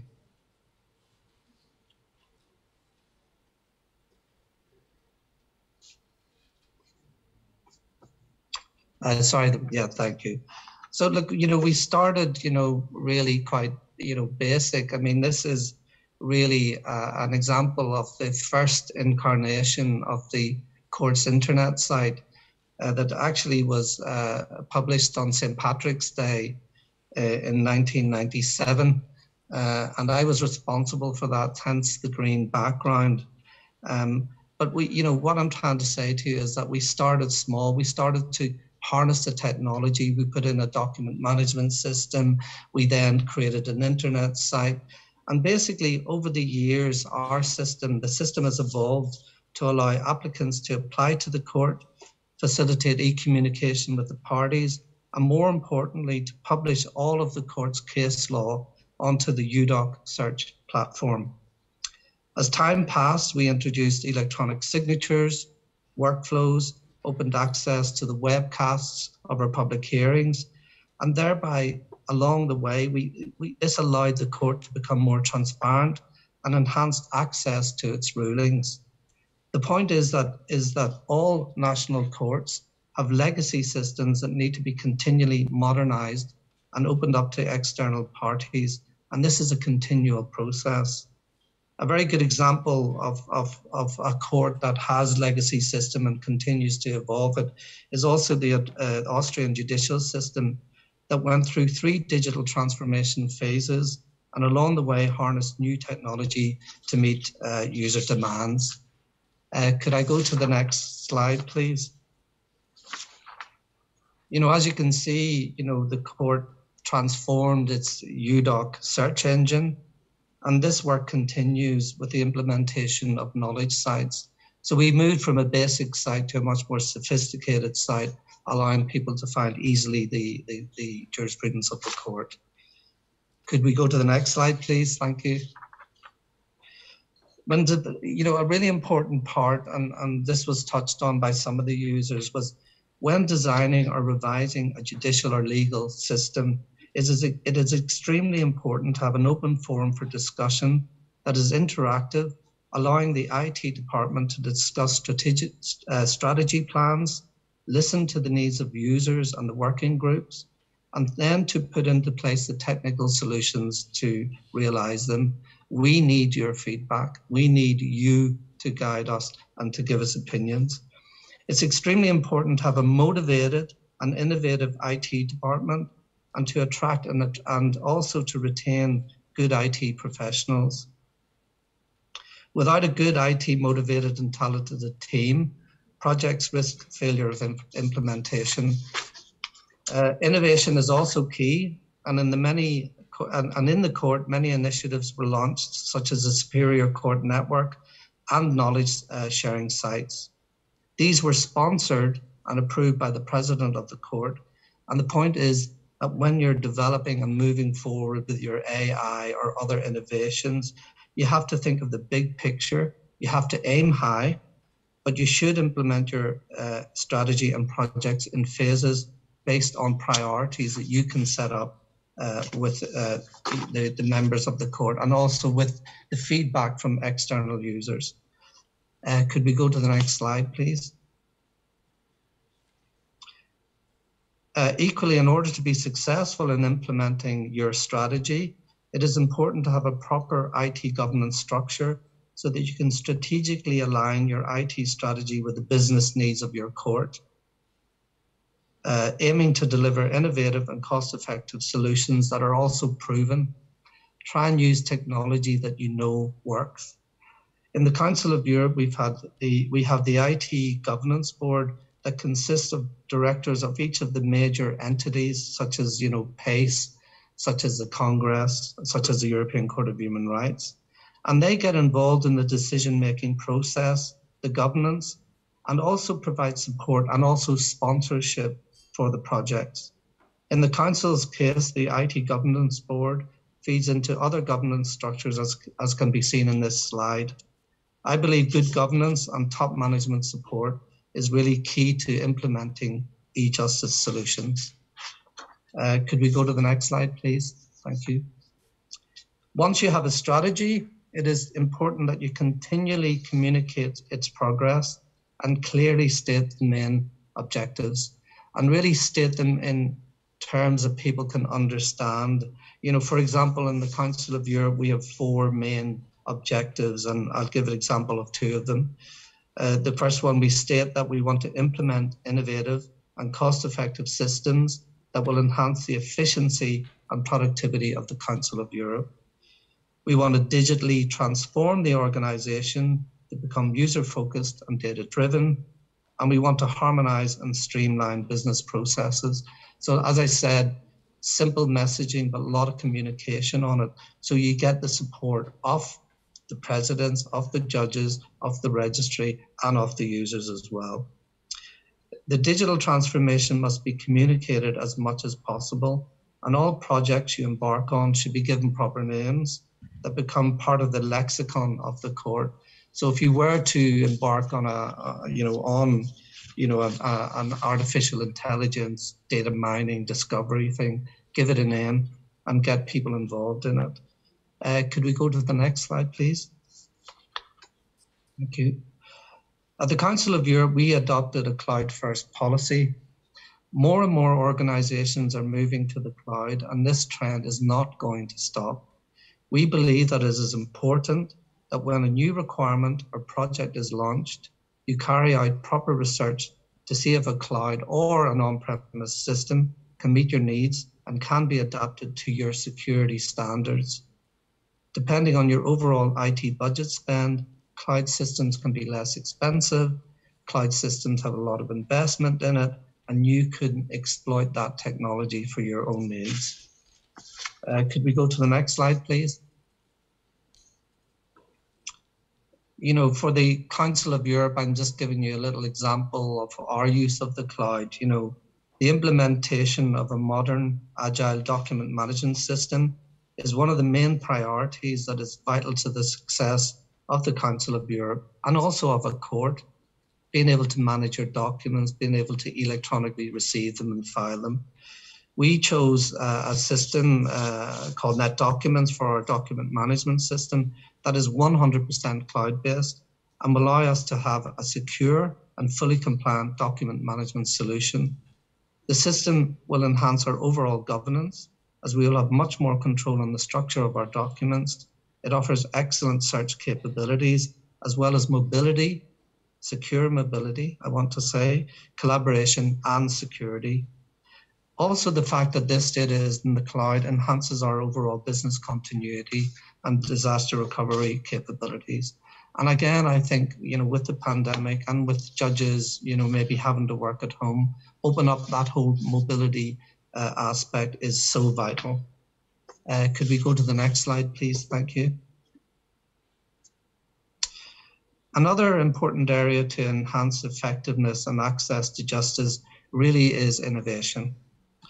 In the IT department of the Council of Europe, we have set up a digital innovation division, which is attached to a change management unit.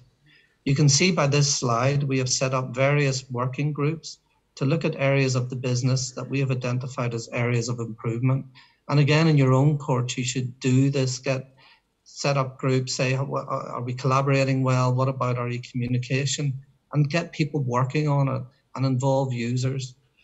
We involve key users, but we also carry out what's called proof of concepts, where we ask companies that might be able to provide us with a solution to install it in our system, and we test it before purchase. I think that that's really important because we really do this due diligence. We do this due diligence really before we decide to either buy into a technology or develop it ourselves. We also have a showroom where users can try out new technology and also provides feedback to us. Having an open forum is really appreciated by the user base, and it helps us to push change and adopt emerging technologies. You know, and also by creating a proof of concept, I can explain to a judge or a director of the Council of Europe, I can show them this is what we're going to do now. It's not explaining it in a in theory. It's actually, look, this is what we can do now. So I think it's really important because it will help you adopt emerging technologies and also push change, which is really important. So for example, last year we deployed Kudo, a video conferencing system allowing for remote interpretation. And this provided the Committee of Ministers, the Parliamentary Assembly, the Congress and the Court to continue their ministerial meetings, or in the case of the Court, their public hearings. We also put into place secure hybrid voting systems so that elections could take place. For example, earlier this year, the parliamentary delegates, of which there's over 300 based all over Europe, were able to carry out votes, secure votes for the judges of the court and for the new Deputy Secretary General of the Council of Europe. And this was done on a cloud-based solution and really approved by us, the IT department and our data protection officer. With the European Court of Human Rights, we're collaborating with the court because we're the same organization and we work together. We're looking at new search technology, for example, to help us exploit, artificial intelligence, predictive analysis, data mining capabilities, discovery, etc. And we're also looking at collaboration and team working platforms to enhance our intergovernmental working groups and liaison with experts and government representatives. We work with people, so we want to send documents to them so they can give comments, and we're going to set up all sort of collaboration rooms for that as well.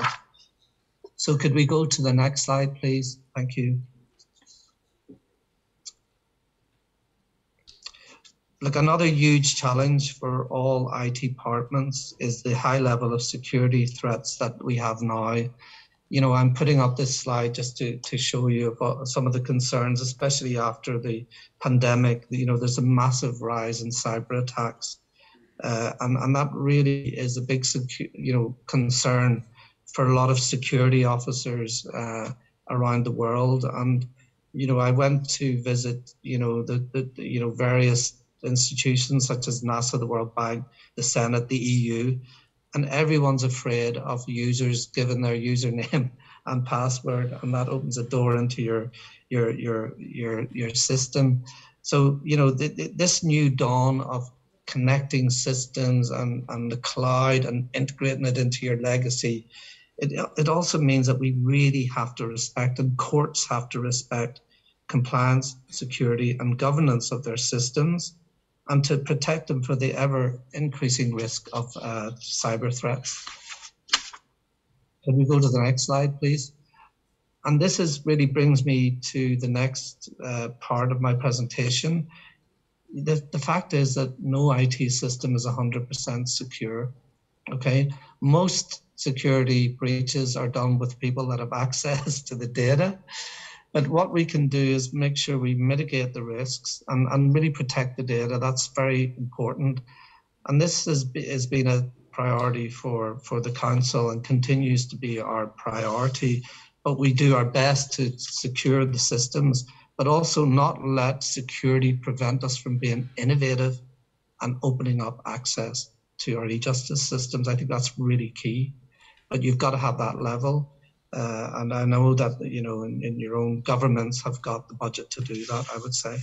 So if we go to the next slide, another important point that Ramin brought up in his presentation was, the fact is that you've got to sort of measure, what you're doing, is the access, are we seeing improvements? Are we doing things faster so that the citizens, get, for example, their, judgments done quicker, that it's easier for them to send information. It's easier for the judges to have a complete view of everything.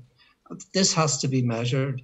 It's really, really important that you measure the progress and performance of your strategy and investments to ensure that you give value for money and also user satisfaction. And I'm not just talking for courts. It's not only internal, it's external as well. It's, you working with your bar associations, you're working with your lawyers, giving them more capabilities to interact better with your own courts. So in the Council of Europe, we've developed 12 key performance indicators that we use to measure performance as well as timelines, so we can provide evidence to our paymasters that the money is being spent and used wisely, and it's actually giving, you know, benefits. So if we just go to the next slide, you know, this timeline slide, we do this when we meet the Committee of Ministers to tell them where we are in our digital transformation.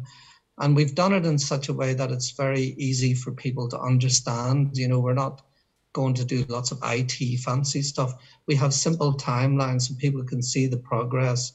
And we also have the main indicators where, you know, we can report back. You know, this year we did a user satisfaction score. We got 8 out of 10, which is really very, very good.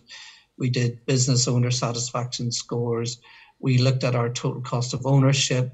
But also, we also put the risks in as well, because one of the big risks that you will have, and for the judges and for the registry staff and for external users, is pushing the change.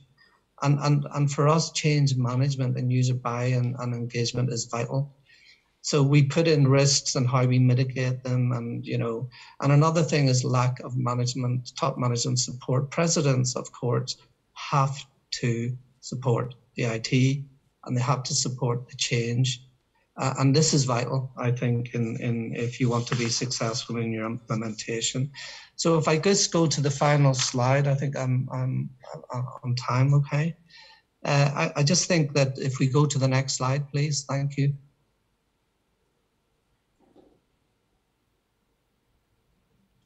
Thank you.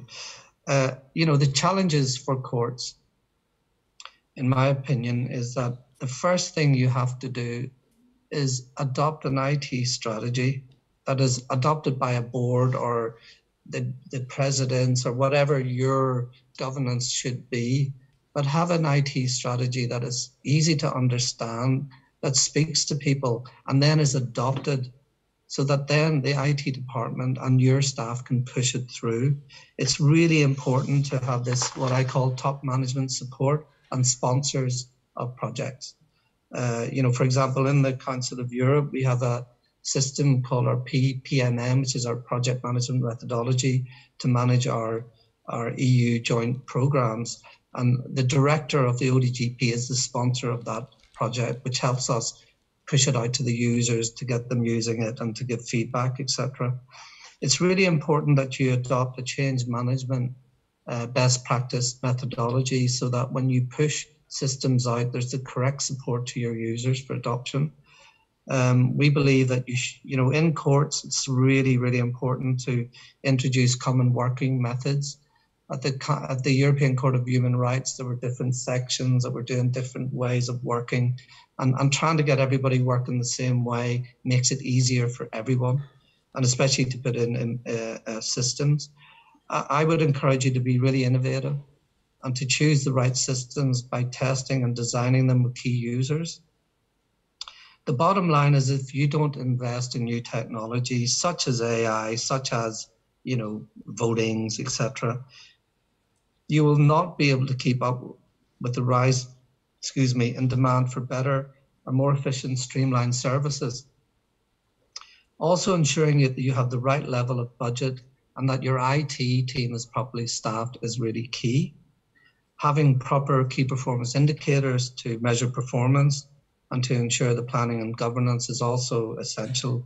And finally, protecting yourself as far as possible from security threats. Thank you very much, Chair, and thank you very much, everyone.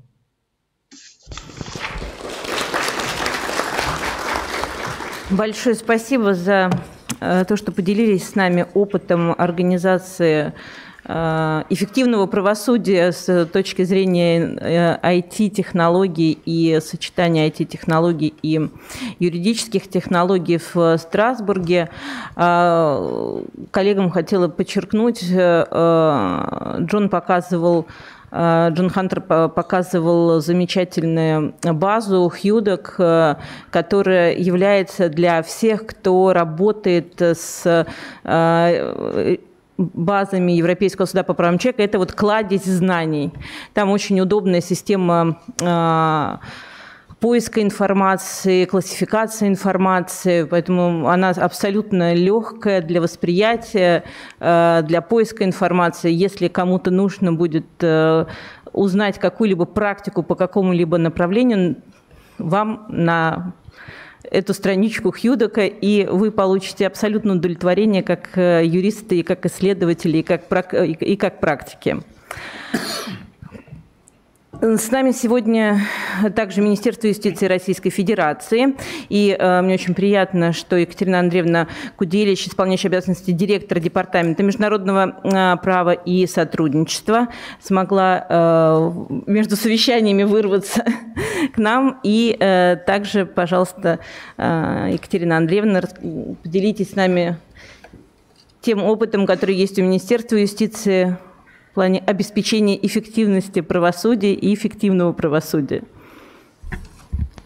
Ну, действительно, тема этой секции «Эффективное правосудие», и, казалось бы, ну, как бы, особенно в нашей системе, в чем здесь компетенция Министерства юстиции, но я сразу начну с того, что правосудие по трансграничным спорам, оно тесно связано с необходимостью задействования механизмов международной правовой помощи.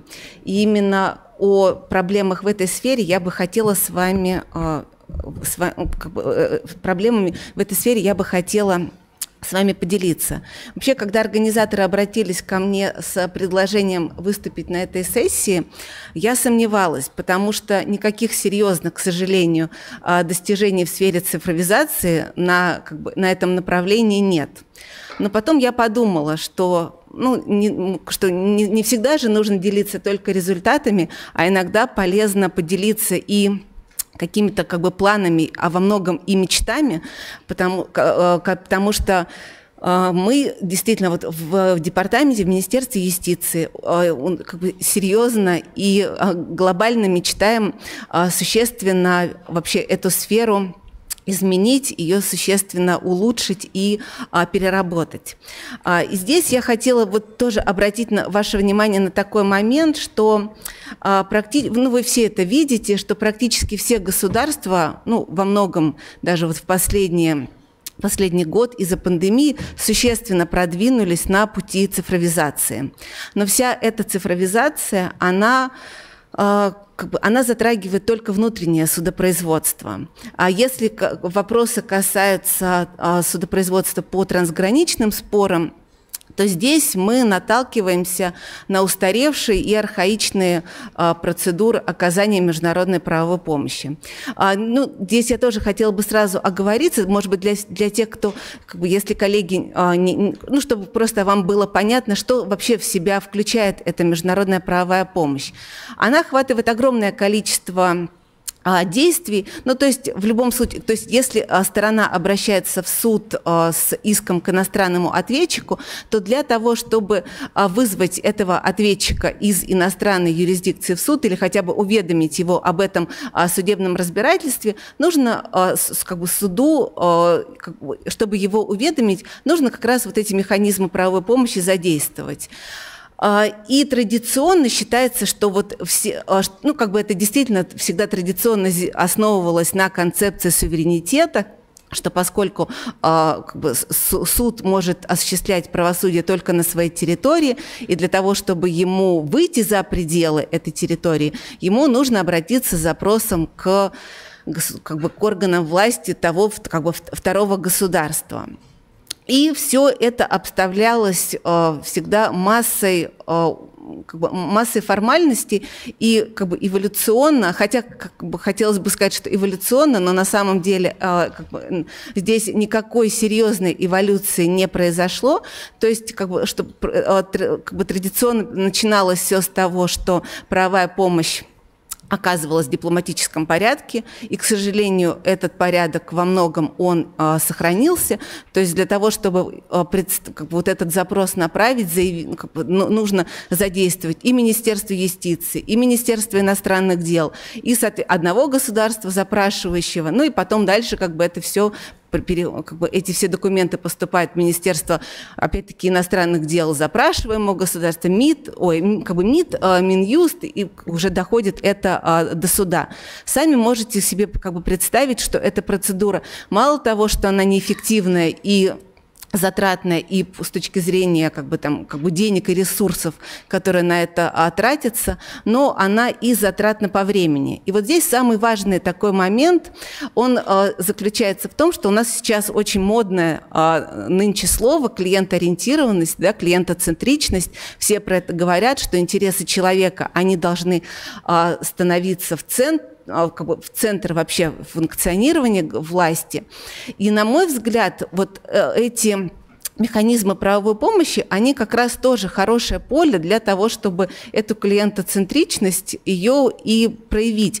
Потому что, оказывается, и пандемия эту проблему выявила с особой остротой, что даже в прошлом, когда никаких проблем с авиационным, допустим, и другим сообщением не было, средний срок для направления запроса о вызове иностранного ответчика в суд – это полгода.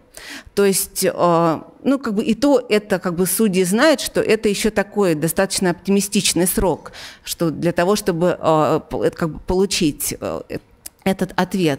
А если мы задействуем дипломатический порядок, то этот срок, он может составлять и год, и больше. И мы понимаем, что за всем этим стоят на самом деле реальные люди. И вот мы должны каждый раз взвешивать, что для государства важнее. Вот эти жесткие, ригидные, уже, на мой взгляд, устаревшие, такие фантомные боли суверенитета, которые кажется, что государство прям должно стоять на страже, их охранять, или просто действительно упрощение процедуры оказания этой правовой помощи для конкретных граждан, для того, чтобы люди могли просто получать, не знаю, справки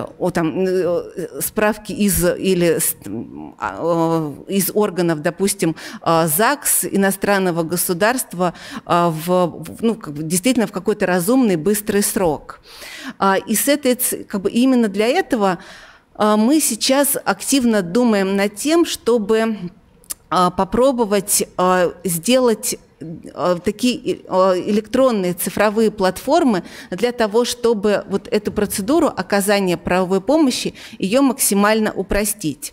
Естественно, что этот процесс он будет не быстрым, но тем не менее дорогу осилит идущий, и мы рассчитываем на то, что реализация первых 2-3, надеюсь, успешных пилотных проектов, она позволит потом и другим государствам убедиться в том, что такие платформы и такие способы оказания правовой помощи, они нужны и необходимы. Здесь тоже нужно отметить, что есть определенный положительный опыт иностранных государств, которые уже эти системы задействуют. Прежде всего, конечно, нужно сказать о том, что наиболее прорывным и положительным является опыт Европейского Союза, который такую платформу создали. Но, видите, опять-таки получается, что даже в рамках Европейского Союза движение настолько плавное и поступательное, что посредством такого защищенного цифрового портала правовая помощь и судебные например, поручения, они направляются в рамках упрощенного или приказного производства.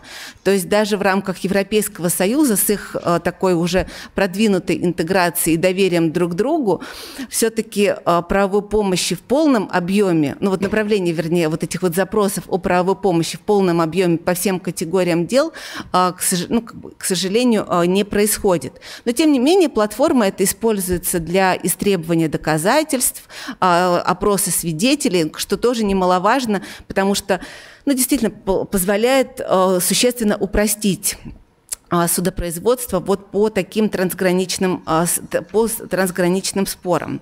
Естественно, для реализации таких упрощенных моделей, для создания такого правового портала потребуется заключение международного договора, и мы для себя понимаем, что этот международный договор, он мог бы быть разработан, скорее всего, наиболее реалистично его разработка в рамках таких каких-то интеграционных объединений.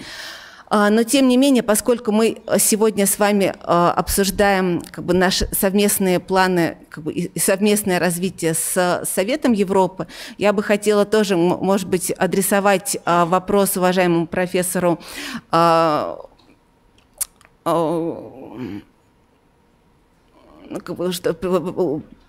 представителям Совета Европы и вообще, которые участвовали в сегодняшнем заседании, уважаемому профессору Гурбанову относительно того, что видите ли вы возможности использования функционала, допустим, функционала СЕПИШ для развития подобных цифровых платформ, для их функционирования, или все равно вот эти вот имеющиеся ограничения публично-правового характера, они настолько серьезны, что они не позволят достичь в ближайшей перспективе каких-либо серьезных успехов на этом поприще. Еще хотела бы сказать о том, что понятно, что создание таких цифровых платформ, помимо всех вопросов важных, вопросов, связанных с защитой персональных данных и прочее, оно еще очень плотно увязано на такие моменты, связанные с тем, что вот этот вот переход на цифровую платформу, он должен быть увязан и с другими процессами трансформации, которые в государствах происходят. Что я имею в виду? Ну вот просто если взять для примера процедуру истребования документов, то есть я хотела сказать о том, что вот эта цифровая платформа, она должна выступать не просто как механическим таким средством для пересылки, фактически некой заменой почты, а она должна стать такой интегрированной системой, которая должна позволить совместить и связать те цифровые решения, которые в государствах существуют. Так вот, возвращаясь допустим, к очень важной и актуальной для многих граждан процедуре истребования документов за границей. То есть сейчас это государственная услуга, и сейчас есть серьезные планы для того, чтобы граждане могли эту услугу получать и посредством наших многофункциональных центров, чтобы они могли подавать заявления в электронном виде для истребования этих документов. Так вот, и с учетом того, что в ближайшее время, я полагаю, что многие государства перейдут на введение реестров, например, тех же документов, актов гражданского состояния в цифровой реестр, в цифровом виде, это позволит всю систему перевести в цифровой вид с самого начала, то есть с момента обращения гражданина до момента получения вот этого документа из иностранной юрисдикции. Потому что если этого не происходит, то фактически такая цифровая платформа, она приведет к тому, что просто люди вместо того, чтобы... то есть это нас избавит только от необходимости печати каких-либо документов, но тем не менее все равно будут все в бумажном виде эти документы собираться, генериться, храниться и прочее. А создание подобных интегрированных крупных систем позволило бы сделать этот процесс такой правовой помощи полностью цифровым и действительно уже таким более экономичным и менее затратным для государства и более эффективным. Поэтому, конечно, для того, чтобы такие проекты реализовывать, недостаточно, наверное, все-таки каких-то двусторонних форматов взаимодействия, потому что электронные платформы, они подразумевают финансирование и даже заключение международного договора, все эти вопросы вот этого совместного финансирования какого-то, они не снимают. Это все равно остается такой достаточно сложной задачей. Но в ситуации, когда есть крупные, серьезные международные организации, у которых есть есть и соответствующий персонал, и соответствующие бюджетные средства. Мне кажется, что за создание таких защищенных цифровых порталов, создание таких моделей электронного взаимодействия в сфере правовой помощи, это вопрос такого действительно будущего и очень важного будущего для граждан, для бизнеса и в конечном счете и для государства. Вот. Спасибо за внимание. Большое спасибо, Екатерина Андреевна. Я, знаете, единственное только ремарку сделаю. Вы так высоко оценили доверие государств, членов Европейского Союза в рамках Европейского Союза. Отмечу, что вот Великобритания недавно покинула это интеграционное объединение. Это, как говорится, жизнь. Поэтому у них там тоже все идет достаточно сложно, и государства, присоединяясь к Европейскому Союзу, они передают лишь часть своих полномочий в ведение Европейского Союза, но никак не полностью передают, да, потому что они все-таки продолжают оставаться суверенными государствами, самостоятельными, и именно государство несет ответственность перед своими гражданами за соблюдение в том числе прав человека. Но сотрудничество, конечно, идет у них вперед, тем более, что этому интеграционному объединению, в отличие от Евразийского экономического союза, который создан уже и в этом веке, и буквально существует несколько лет, все-таки Европейский Союз, который берет свое начало от европейских сообществ, он был создан первое сообщество у нас появилось в 1951 году. Да, поэтому просто у них чуть больше было времени корректироваться. Но, конечно, наилучшие практики использовать нужно и смотреть все системы, которые есть, и предлагать свои, не стесняться. И тем более, если есть международные площадки, где у нас есть возможность обмениваться этими практиками. Спасибо большое. Я хотела бы сейчас, чтобы к нам присоединился руководитель судебной службы Ирландии Анджела Деннинг. Анджела.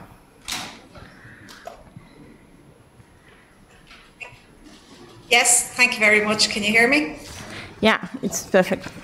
Good morning, and morning. Thank you very much for inviting me to speak to you today on the topic of e-justice, transparency, effectiveness and access to justice. I'm delighted to share with you our experience in Ireland, and I'll begin by providing some context. In Ireland, we have a population of 5 million people with the lowest median age in Europe of 37.4. We have 176 judges who work across 5 jurisdictions from very local level to Supreme Court level. We have an independent judiciary under our constitution, and the judiciary comprise one of 3 branches of government. Our constitution provides that justice shall be administered in public, save in special and limited circumstances prescribed by law. We're a common law jurisdiction.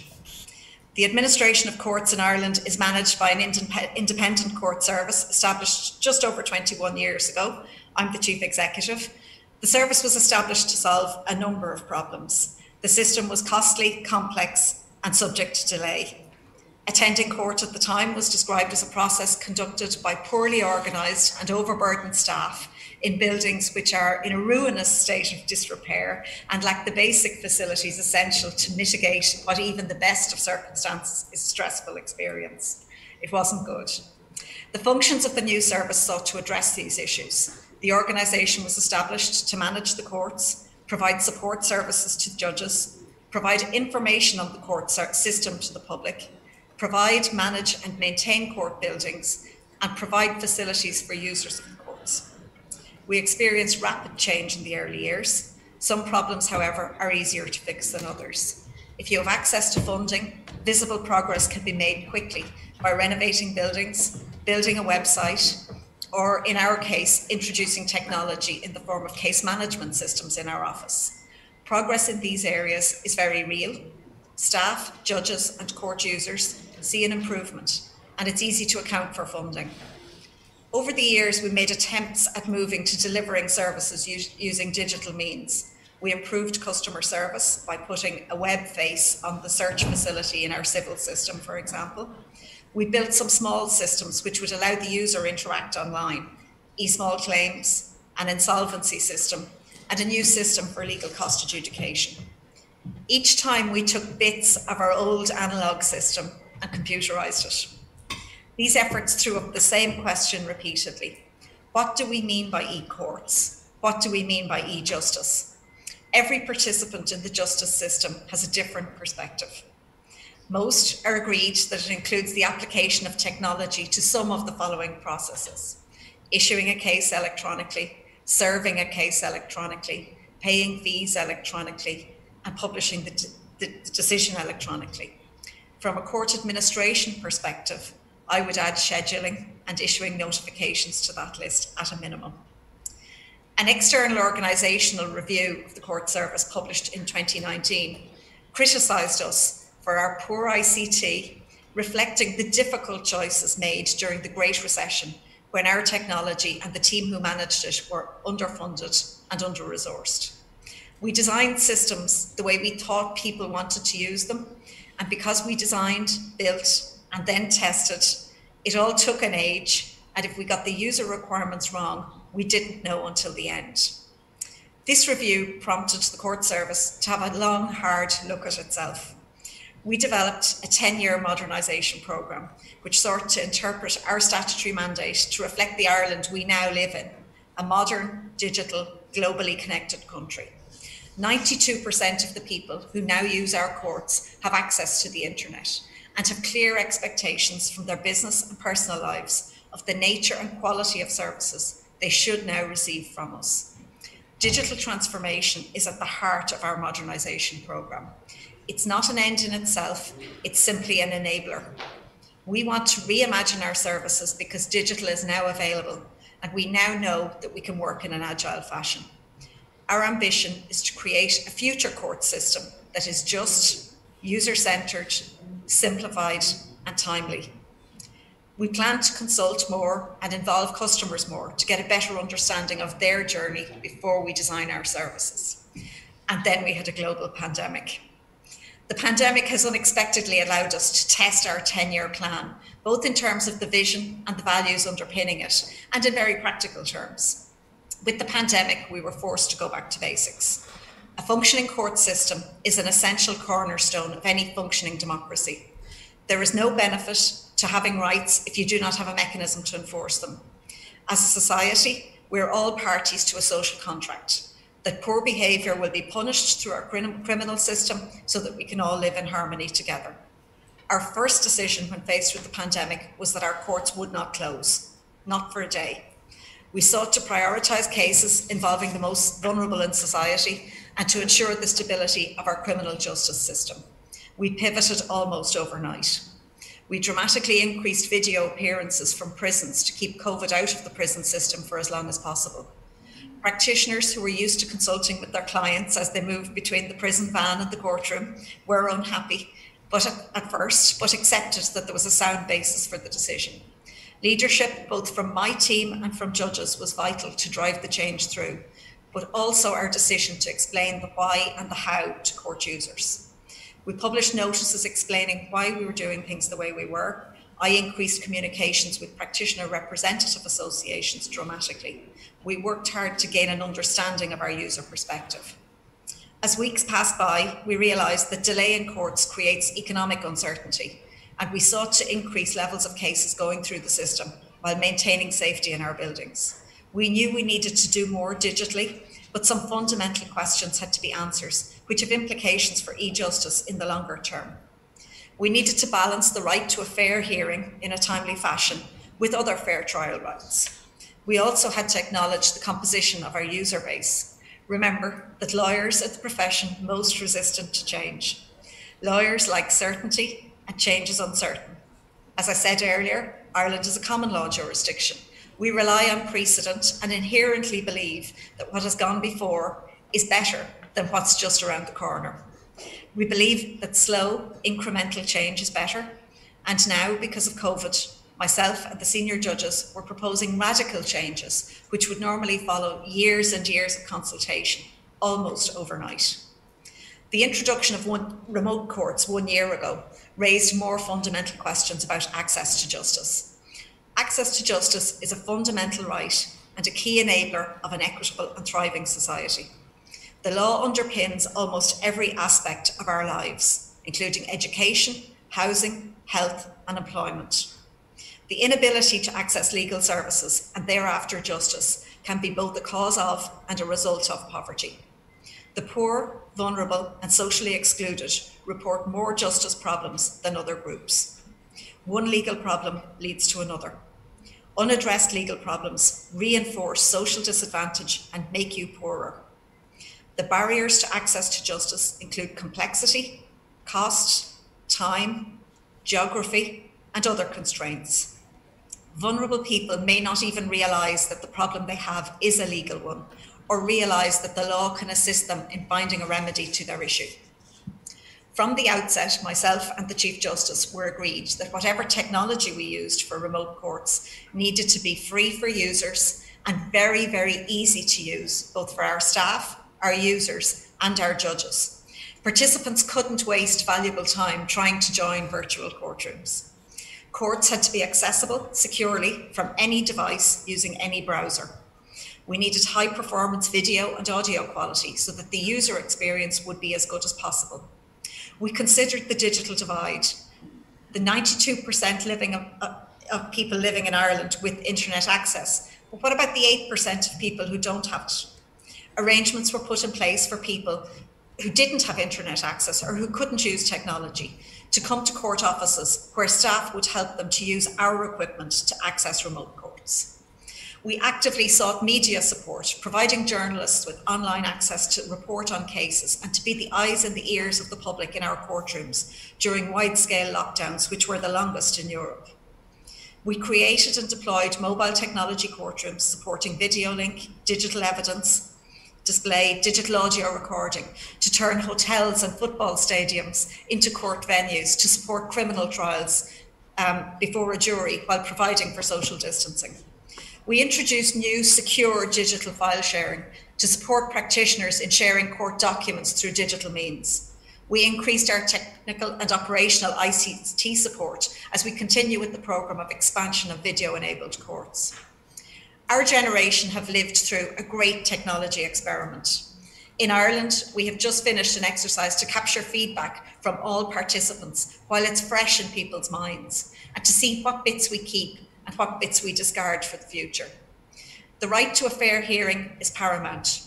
Equally paramount is access to information. The ability of citizens to understand the law and to use it for themselves and their families enables everyone to have access to justice. The pandemic has made it clear to us that we have an obligation to provide clearer, more easily understood information on how our courts work and how to use them. We need to provide this information in multiple ways. Technology can assist us with this by using websites, apps, and social media. Technology can also assist by improving access to mediation, legal aid, and other supports for people before they begin the court process. COVID has shown us that better integration across justice agencies provides seamless services to users. Our users want to keep the flexibility they've benefited from in recent months. They want our systems and processes to be more simple. We need to reduce the number of court forms we have. We have 900 for civil cases alone. They want good automated case management systems, which will schedule cases easily, send reminders to participants, and where users will have a view of their own cases through a portal. Users want to be able to lodge documents with courts and pay online. Importantly, they want to do this securely using strong authentication and online signatures. This reflects a strong desire for data privacy and security. They want the court hearing to be able to proceed in a way that suits the case. If it's a straightforward administrative matter, they want to proceed online. If it's more complex, they want to be back in a courtroom. Or perhaps a mix, what we are calling a hybrid hearing, where some participants are in the courtroom and some dial in remotely. Where cases are heard online, participants should be able to see and hear the judge, the witness, and the lawyer clearly. Opinion in Ireland is so far divided on integration with document management systems. After court, users want to be able to get their decision online in easily understood language with simple instructions about how to appeal if you wish to do so. But what will this cost? The Irish state will have to invest upfront in whatever technology we use, but the state will also benefit significantly from increased digitisation of courts. In Ireland, the state benefits both as a party to proceedings and from the removal of administrative and human resources. Better secure storage, servicing, retrieval and internal transfer of information brings benefits. Think how much time is spent in courthouses worldwide daily looking for or moving files. The state will also benefit from better quality data, both for evidence-based policy making and by improving data sharing to those in order to provide those seamless services. With the use of that data comes a responsibility to have strong governance and management of data and transparency in how we use that data. Court users need to know who will access the data, for what purpose and why, and with whom it will be shared. Public sector information is an extraordinary source of data, which becomes more powerful when it is open, machine readable, and matched with the evolution of technologies for analysis and processing, such as machine learning, artificial intelligence, and the Internet of Things. Publishing open data and allowing its reuse adds value for society and for the state by promoting transparency and accountability, and by providing feedback from reusers and end users, which in turn allows us to improve the quality of information collected and the performance of our administration. As an organisation with responsibility for court administration, we want to minimise human intervention, eliminate unnecessary procedural steps, and improve productivity, thereby increasing efficiency, effectiveness, and ultimately access to justice. Digitisation of court processes can bring equality for our users, so long as it does not create additional barriers. It assists those with physical disabilities because it removes physical barriers. It assists those with literacy problems because artificial intelligence and voice control can be used to assist with form filling. The hidden cost of travelling to courthouses has been saved during this most recent period. Travel time, parking fees, time off work, childcare. These are all barriers to justice for those in poverty. Remote courts also reduce the feeling of shame, creating an equality for participants, regardless of their profession. We have seen this firsthand in Ireland with increased participation by creditors owed relatively small amounts of money in online bankruptcy cases compared to in-person cases. Irish court users had changed dramatically in recent years. The pandemic has changed them more. Citizen expectation of public services are higher than ever, and rightly so. The Irish Court Service has adopted a 10-year plan to improve access to justice, underpinned by improved technology. We are working with colleagues across the justice sector, such as Legal Aid, the Police, Forensic Science Ireland, and the Prison Service, to align our plans for technological improvement, because we must all move in the same direction at the same time to maximise effectiveness and to truly provide improved digital services. The move to digital gives us an opportunity to deliver better offline services too. We will not get to 100% of Irish people using digital court services, but for those who can't, we can use the freed up capacity to deliver a much better in-person service. Change is not something that starts and finishes. It's never done. It's continuous, and the pace of change will never be as slow as it is today. The key to successful change is successful communication. Listening is key. Showing that you've listened is key. It's not easy, but that doesn't mean you shouldn't do it. And that said, at the end of a year, where in Ireland we've experimented more than we could ever have imagined with technology in our courts, I'm still not sure that I know what e-justice means. Thank you.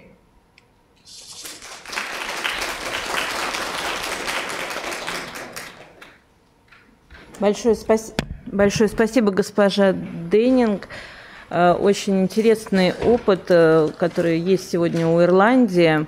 И мы сейчас, поскольку переходим к сессии вопросов и дискуссии, я хотела бы воспользоваться правом ведущего и задать вопрос как раз госпоже Деннинг.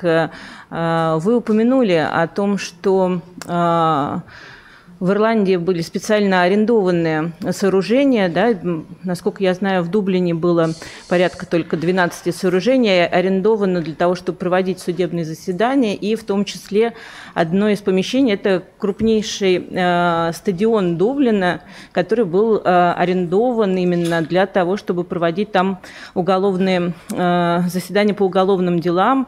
Кроук-парк стал фактически таким местом судебных заседаний, где рассматривались все уголовные дела. Но изначально поступала информация, что это только на 3 месяца. Более того, вам пришлось арендовать именно все эти сооружения. Продолжается ли эта ситуация? Мы знаем, что во многих странах, ну, в частности, в России, стадионы в большей степени, любые пространства, которые были свободны, они использовались для того, чтобы там разместить госпитали временные, развернуть мобильные места для оказания помощи заболевшим. Ирландия пошла по пути соблюдения немножко другого аспекта доступа к правосудию. Чем было вызвано такое решение именно перейти на аренду стадионов? Настолько судебная система была поглощена количеством дел или были какие-то еще причины?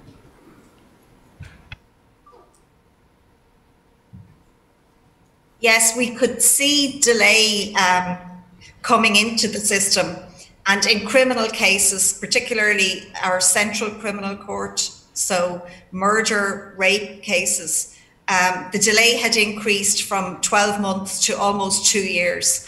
And with delay come other problems. You don't get guilty pleas where the delay is longer because people game the system. So it was very important to us to get our criminal system back moving very, very quickly. And to do this, we used football stadia, hotels. In Dublin, our biggest stadium, we have 3 criminal courts running there today. 3 murder trials running there today. It allowed for social distancing. It allows for justice to be administered in public so the public can still attend. And it allows, we have elements of remote courts there as well because our forensic scientists, for example, give their evidence remotely into those courtrooms. It requires, it's a big setup because to put technology, digital audio recording, video link, evidence display into premises you don't own, it's complicated. But after we did the first 1 or 2, we got experienced, and now we can set up a remote court in 36 hours to change an empty building into a courtroom. So it's been of huge benefit to us in order to keep the cases moving through the system and to stop that delay, because once delay gets into the system, it's very, very difficult to eliminate.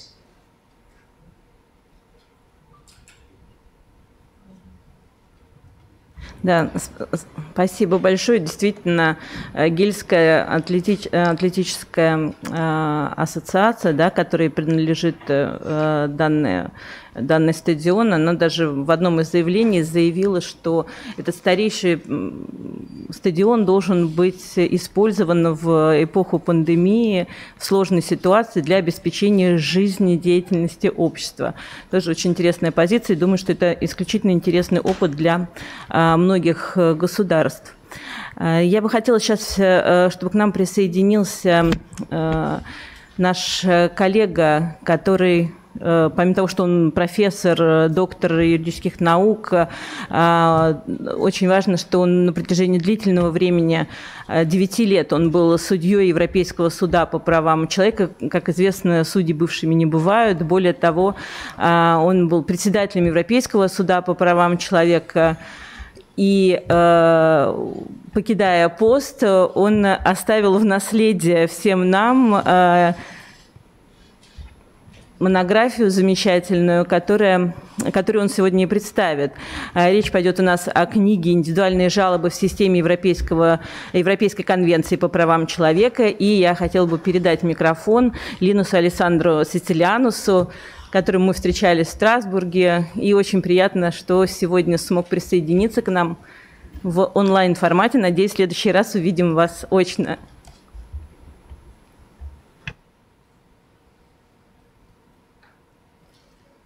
Thank you very much, the organizers, for inviting me in this important conference. It is a pleasure to see you again.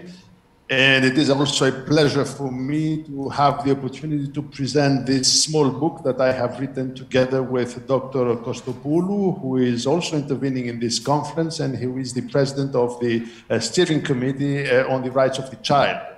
So this book is about the individual application under the European Convention on Human Rights. This is a unique phenomenon, a unique characteristic of the whole system, the individual application as provided for in the European Convention. There is a possibility to introduce individual communications in the UN human rights system, but there the individual communications are under the condition of their acceptance by the individual states. Here we have to do with an unconditional right, a procedural right, an unconditional rights, which brings the individual, makes the individual a subject of the whole system. So the book is about this unique phenomenon of the European system of protection of human rights. The book begins by examining briefly the organs of the convention. And first of all, the European Court of Human Rights, which is the main organ of the convention and which functions in 4 judicial formations: single judge, committees, chambers, and the Grand Chamber. Afterwards, we pass to the Committee of Ministers. The Committee of Ministers is the guarantor of the efficiency of the whole system. Why? Because the Committee of Ministers is supervising the execution of the judgments by the European Court of Human Rights. But the Parliamentary Assembly is also an organ, an important organ of the Convention, because the Parliamentary Assembly elects the judges. The Secretary General is mentioned also in the Convention. He or she has the power of an inquiry, to conduct an inquiry. And finally, more recently, with the introduction and the adoption of the 14th protocol, the Commissioner, the Human Rights Commissioner of the Council of Europe became an organ of the Convention because the Commissioner has the right to intervene before the European Court of Human Rights. So you have the court, you have the Committee of Ministers, the Parliamentary Assembly, the Secretary General, and the Commissioner, 5 organs of the Convention, the court being, of course, the main one. After giving this general picture, let us say, of the whole system, the book goes ahead by examining the procedure before the European Court of Human Rights, beginning from the very beginning, meaning the introduction of an application. The introduction of an application may seem quite easy, but it is not. Actually, there is, in the side of the court, there is a formulaire, there is a paper to fill, and potential applicants, the applicants have to be extremely attentive in this respect, because more or less 15% of applications are rejected at this very initial administrative stage. They are never submitted to a judicial formation. Why? Because the application form was not filled properly. So the book is trying to guide, so to say, the applicants through this very first stage of the procedure in order to avoid any mistakes which could have as a result the rejection of the application at this initial stage. Then afterwards, the book goes one after the other, all stages of the procedure. It describes, for instance, the legal aid, the system of legal aid of the Council of Europe and of the court, and of course, the admissibility conditions. The admissibility conditions, the exhaustion of local remedies, the 6 months rule, the issue of abusive applications, other inadmissibility conditions related to the competence of the court. There are a series of admissibility conditions mentioned mainly in Article 35 of the Convention. This is an important aspect of the whole procedure. Why? Because no less than 90% of the applications are rejected by the court as inadmissible. So it is extremely important for all applicants to be aware of the admissibility conditions and to be sure that any application is in conformity with those conditions, especially the exhaustion of domestic remedy. The logic behind the exhaustion of domestic remedy is to give the opportunity to the local judiciary, to the national judge, to remedy the situation at the national level before going to Strasbourg. This is the reflection of the whole subsidiarity system. By subsidiarity, we mean that the court, the European Court of Human Rights, is intervening in a subsidiary way if the national system is not functioning. So the exhaustion of local remedies, the exhaustion of national remedies is a fundamental admissibility condition. Then the book goes on by describing the prioritization policy of the court. The court has decided since 2009 to establish such a policy, which has evolved over time, but it is important to understand. A case which is not new, a case which does not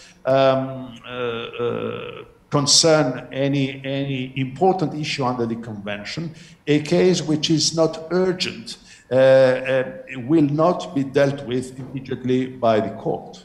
The court has a policy examining cases, not necessarily on the basis of the moment they are submitted, but by taking into account a number of criteria, including the right, for instance, which is concerned. If it is a case concerning core rights of the Convention, Article 3, Article 2, right to life, and so on, this is a priority case. If it is a case which does not concern core rights, then this is not necessarily a priority case. So there is a prioritization policy of the court, which is explained in the book. Then the book examines the provisional measures, the interim measures. As you may know, under Article 39 of the Rules of Court, it is possible for an applicant under some conditions to ask the court to indicate provisional measures to the state concerned. And this is a particular feature of the system. This is an important feature of the system. During the pandemic, we have had hundreds of requests for the indication of provisional measures. Provisional measures are usually indicated in the framework of expulsion or deportation of aliens to a state where their life or their integrity could be endangered. So this is the rule, but of course there are other cases in which the court may indicate interim measures. So the whole procedure on interim measures is provided for in the book. Then the so-called third-party intervention. Third-party intervention is a right for states, is a possibility for other interested parties, and it is also a right, as I said before, for the Commissioner himself or herself, the Human Rights Commissioner of the Council of Europe.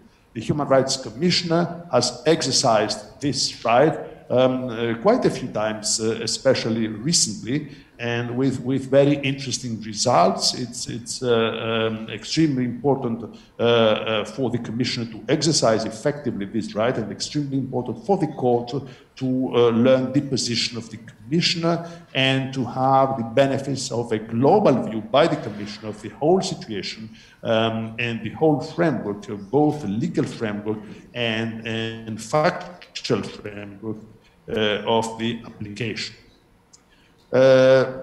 Afterwards, the book goes ahead and examines the so-called non-contentious solution of the dispute, friendly settlements and unilateral declarations.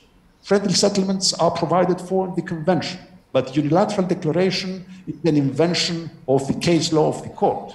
Unilateral declarations are provided for in the rules of the court. In Article 62, the practice has been codified, and under some circumstances, the court may accept a unilateral declaration and strike out the application from the list of cases. But the most important chapter of the court concerns, of course, the examination of the application by the court itself. The most important chapter of the book, I would like to say. Here we divide applications into two categories. Applications which are not communicated to the state concerned, and applications which are communicated to the state concerned. The issue of communication is extremely important. Cases which are not communicated to the respondent state are cases which are hopeless, so to say. They don't have any prospect of success. And in most of those cases are rejected as inadmissible by a single judge. Some of them may be rejected as inadmissible by a committee, and very, very exceptionally, a non-communication case could be rejected as inadmissible by a chamber.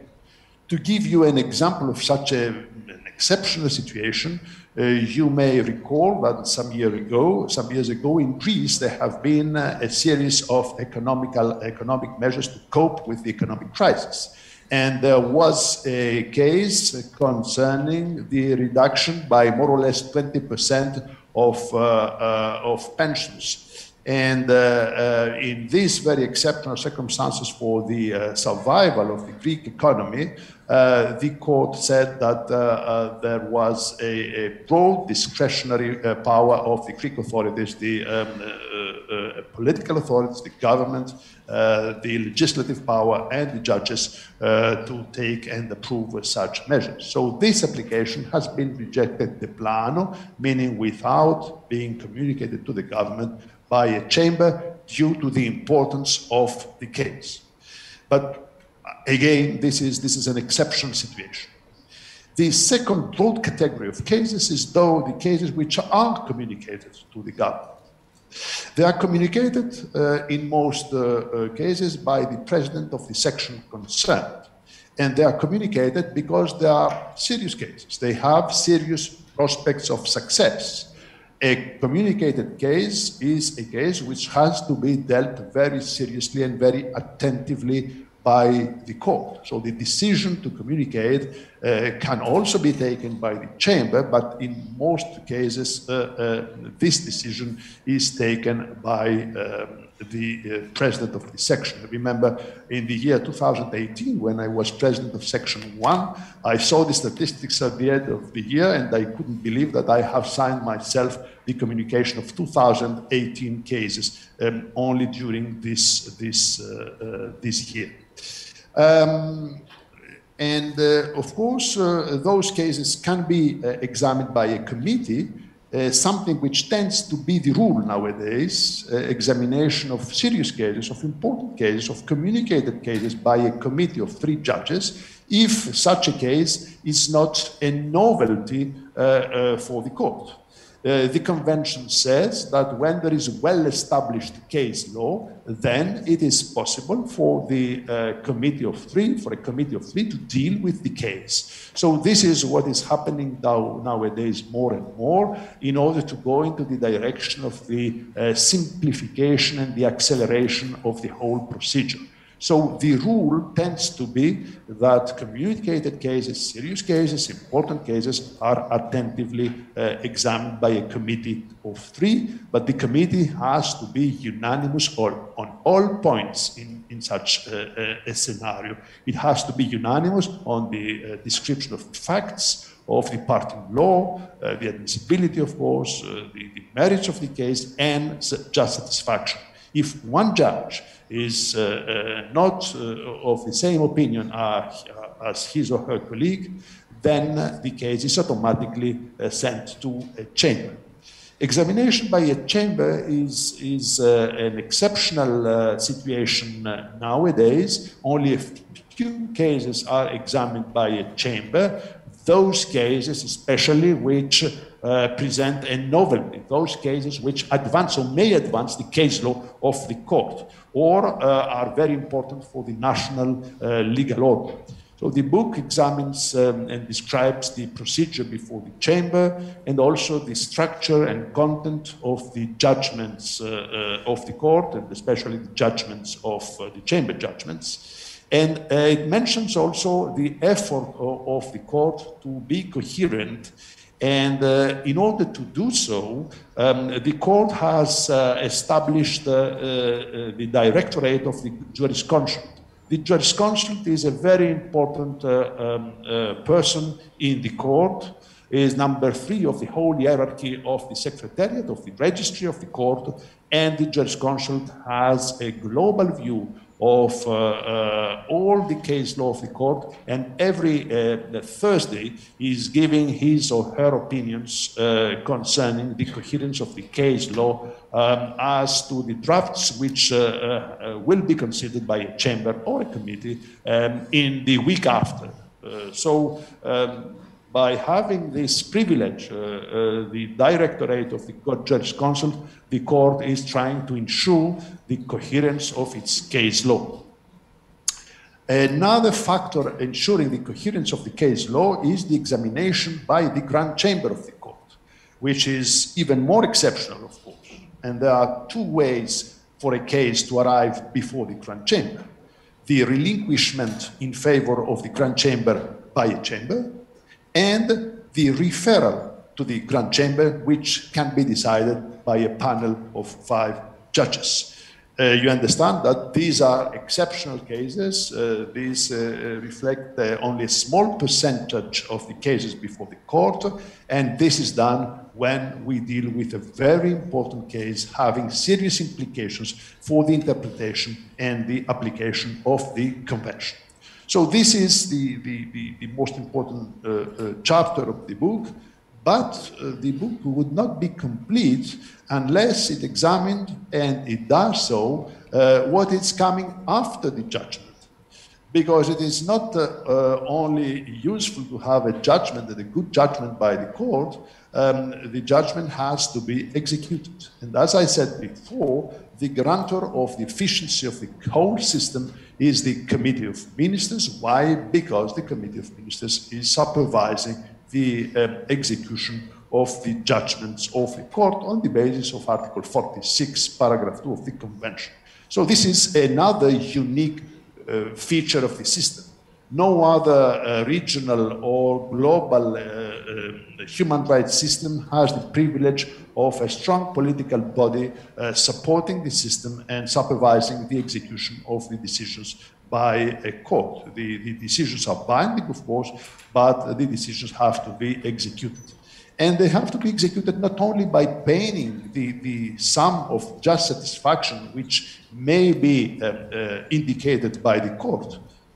The execution may also imply the appropriate individual measures, meaning measures other than the just satisfaction, measures which are necessary in order for the situation to be remedied. And also the execution of a judgment by the court may imply the adoption of general measures, meaning legislative measures, or the change of administrative practice, or other measures, the change of case law, other measures in order to avoid repeating the same violation. So general measures, individual measures, and the just satisfaction, those are the 3 main chapters of the whole effort of the Committee of Ministers in the field of supervision of the execution of judgments. And in order to do so, states have to submit their plan of action, which are discussed with the Service of Execution of Judgments, a member of the Secretariat of the Council of Europe, who is helping the Committee of Ministers. And also the book is explaining how this mechanism is functioning and how the individual applicant can get into contact with the Committee of Ministers. This is a novelty in the whole procedure. I remember I was a member of an expert body which introduced this new rule into the rules of procedure before the Committee of Ministers, giving the possibility to the applicants, but also to non-governmental organizations eventually, to communicate directly the Committee of Ministers with the Committee of Ministers in the framework of the supervision of execution the judgments by the European Court of Human Rights. And finally, last but not least, the Committee of Ministers is also supervising the execution of the terms of friendly settlements. Once upon a time, when drafting the 14th protocol, we have seen that more or less 20% of the terms of friendly settlements were not properly executed by states. So by that time, the drafting committee, of which I had the honor of being a member, gave this accessory, this additional power to the Committee of Ministers to supervise not only the execution of judgments, but also the execution of terms of friendly settlements. So what we have tried to do with this book is to give a complete picture of the whole life of the individual application, from the very beginning, from the introduction of the application up to the very end, the execution of the judgment and the payment of just satisfaction and the adoption of individual or other measures, including the execution of the terms of friendly settlements. The book is concise, you have it before you. This is the Russian edition. I must say that this is a very good translation as far as I am informed, and I am very much indebted to the editor of the book and to the Council of Europe, which permitted this translation of the book into Russian so as to be more easy to use in the Russian Federation and in other states in the region. Thank you very, very much, Madam Chair.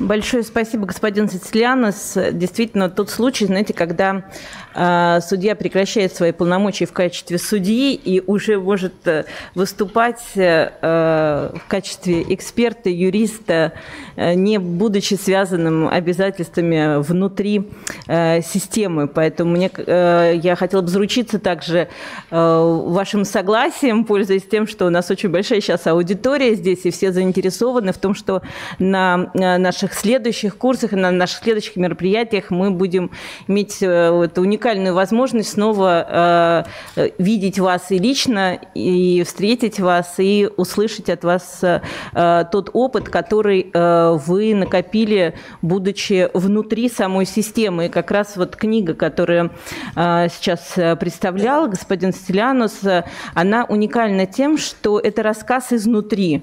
Да, мы с вами все-таки видим, как это происходит снаружи.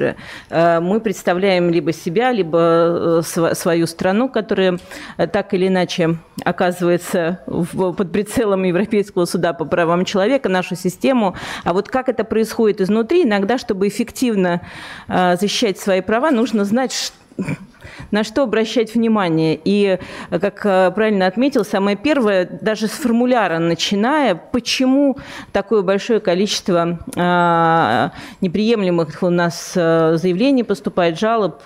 И хотя в Российской Федерации, судя по количеству дел, которые рассматривает суд, можно сказать, что правовая грамотность в этом направлении, благодаря в том числе, наверное, и нашим курсам, и материалам, которые распространяются на русском языке при поддержке наших партнеров, развития правовых систем, которые делают потрясающие, очень быстрые переводы, публикации, она гораздо выше, и возможность у граждан защищать свои права самостоятельно, в том числе и понимать, как это делается, гораздо лучше, и поэтому наша система однозначно скоро будет идеальной. Уверена в этом, в каком-то будущем она должна быть таковой. Знаете, мы каждый год, когда готовим курсы, мы смотрим, что происходит нового, что можно еще включить, ориентируемся на вопросы.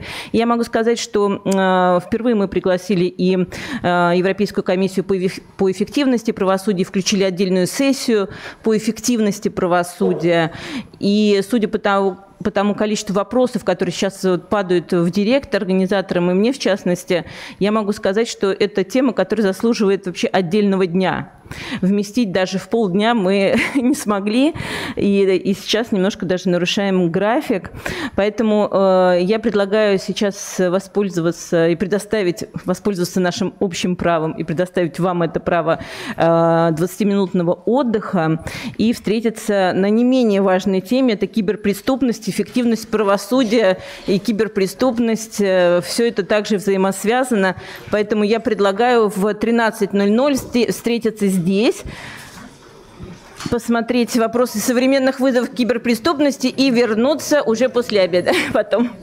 Спасибо большое, огромное спасибо нашим коллегам, которые присоединились, и, конечно, переводчикам за ваш просто беспрецедентно нужный и всегда прекрасную работу и помощь нам. Спасибо большое.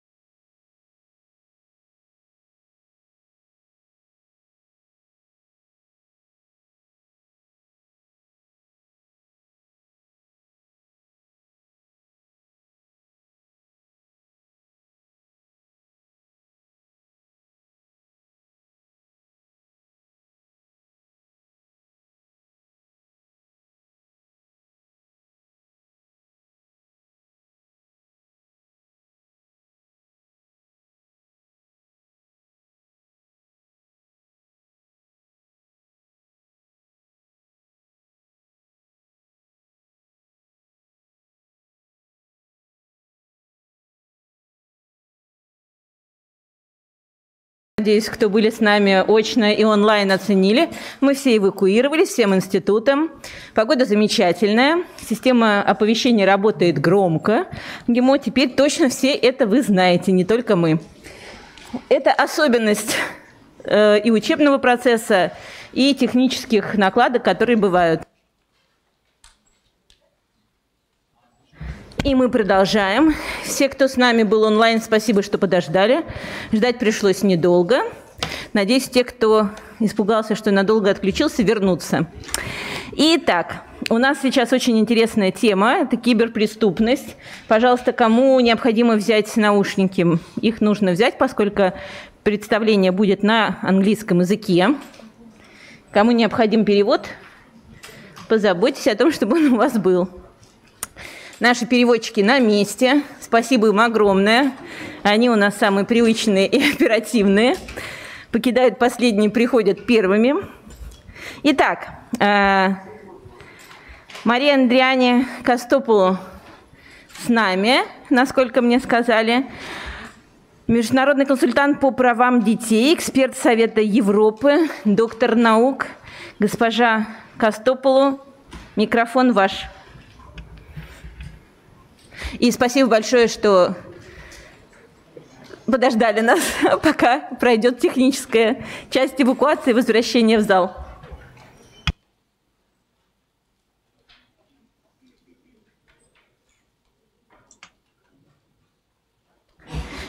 Hello, good morning. Can you hear me? Yeah, it's okay. Thank you. Good.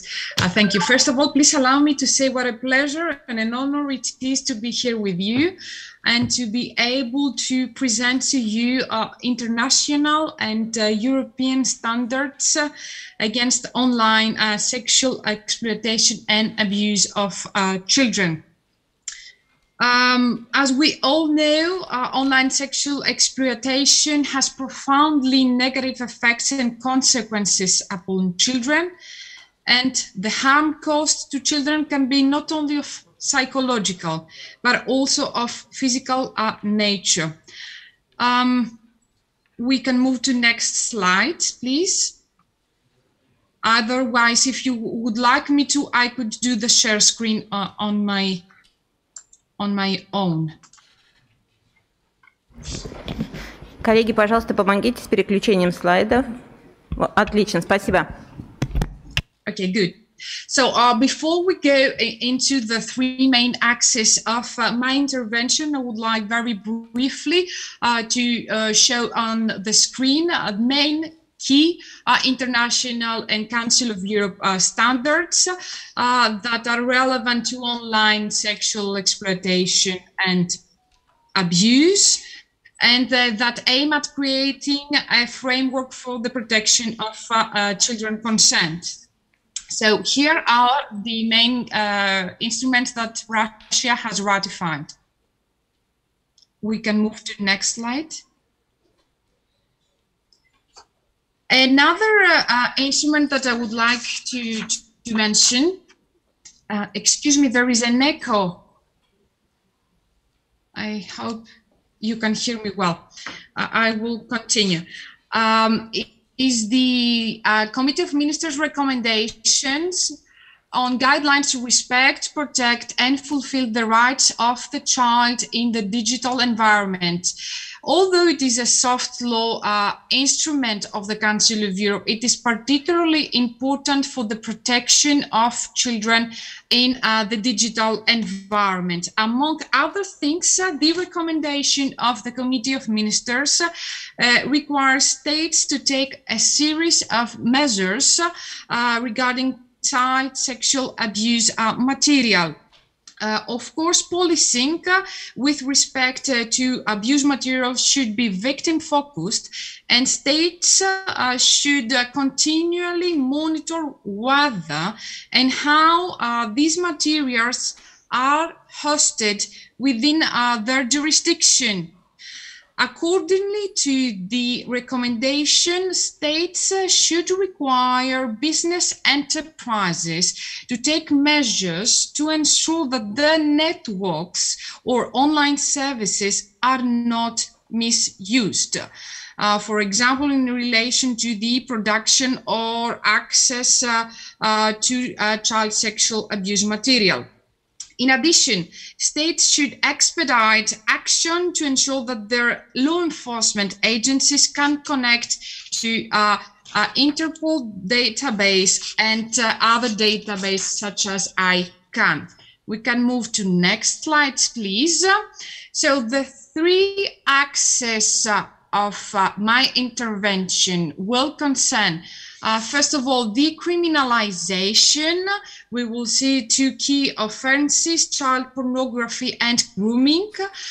Then we will briefly mention the extraterritorial jurisdiction related issues.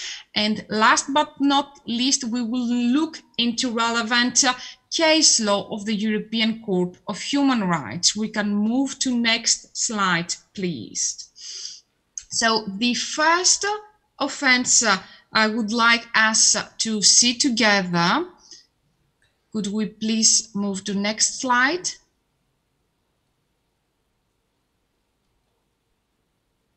Yes, the first offense I would like us to see today, it's the child pornography, or better defined as child sexual abuse material. Terminology-wise, this is the right term to use. So I have listed here three key conventions that define and require states to criminalize child sexual abuse material. As a definition, the optional protocol to the Convention on the Rights of the Child on the Sale of Children, Child Prostitution and Child Pornography defines this act as any representation by whatever means of a child engaged in real or simulated explicit sexual activities, or any representation of the sexual parts of a child for primarily sexual purposes. This definition, a similar definition, can be found also in the Lanzarote Convention and in the Budapest Convention. I have highlighted the Budapest Convention in yellow because, if I'm not wrong, it has not yet been ratified by Russia. So this was the main definition, let's say, of the child sexual abuse material. And what kind of acts should states criminalize? So as you can see, there is a series of acts that need to be criminalized, such as producing this material, or distributing, or disseminating, or importing, exporting, and so on. Selling, possessing, and others.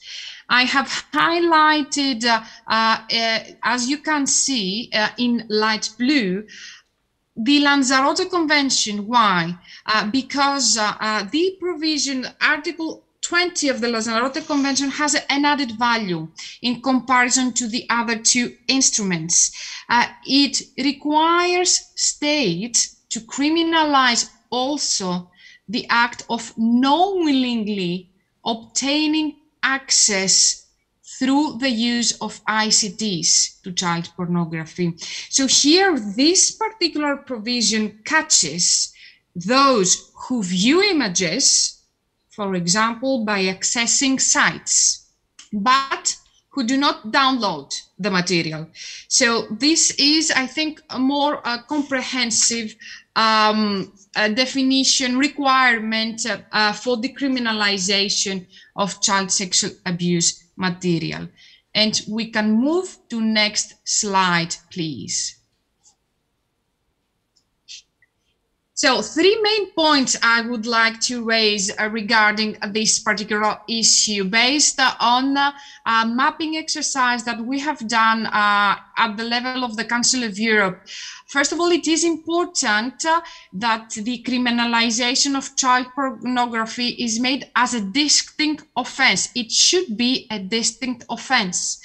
Then another issue that merits attention is the scope of the criminalization.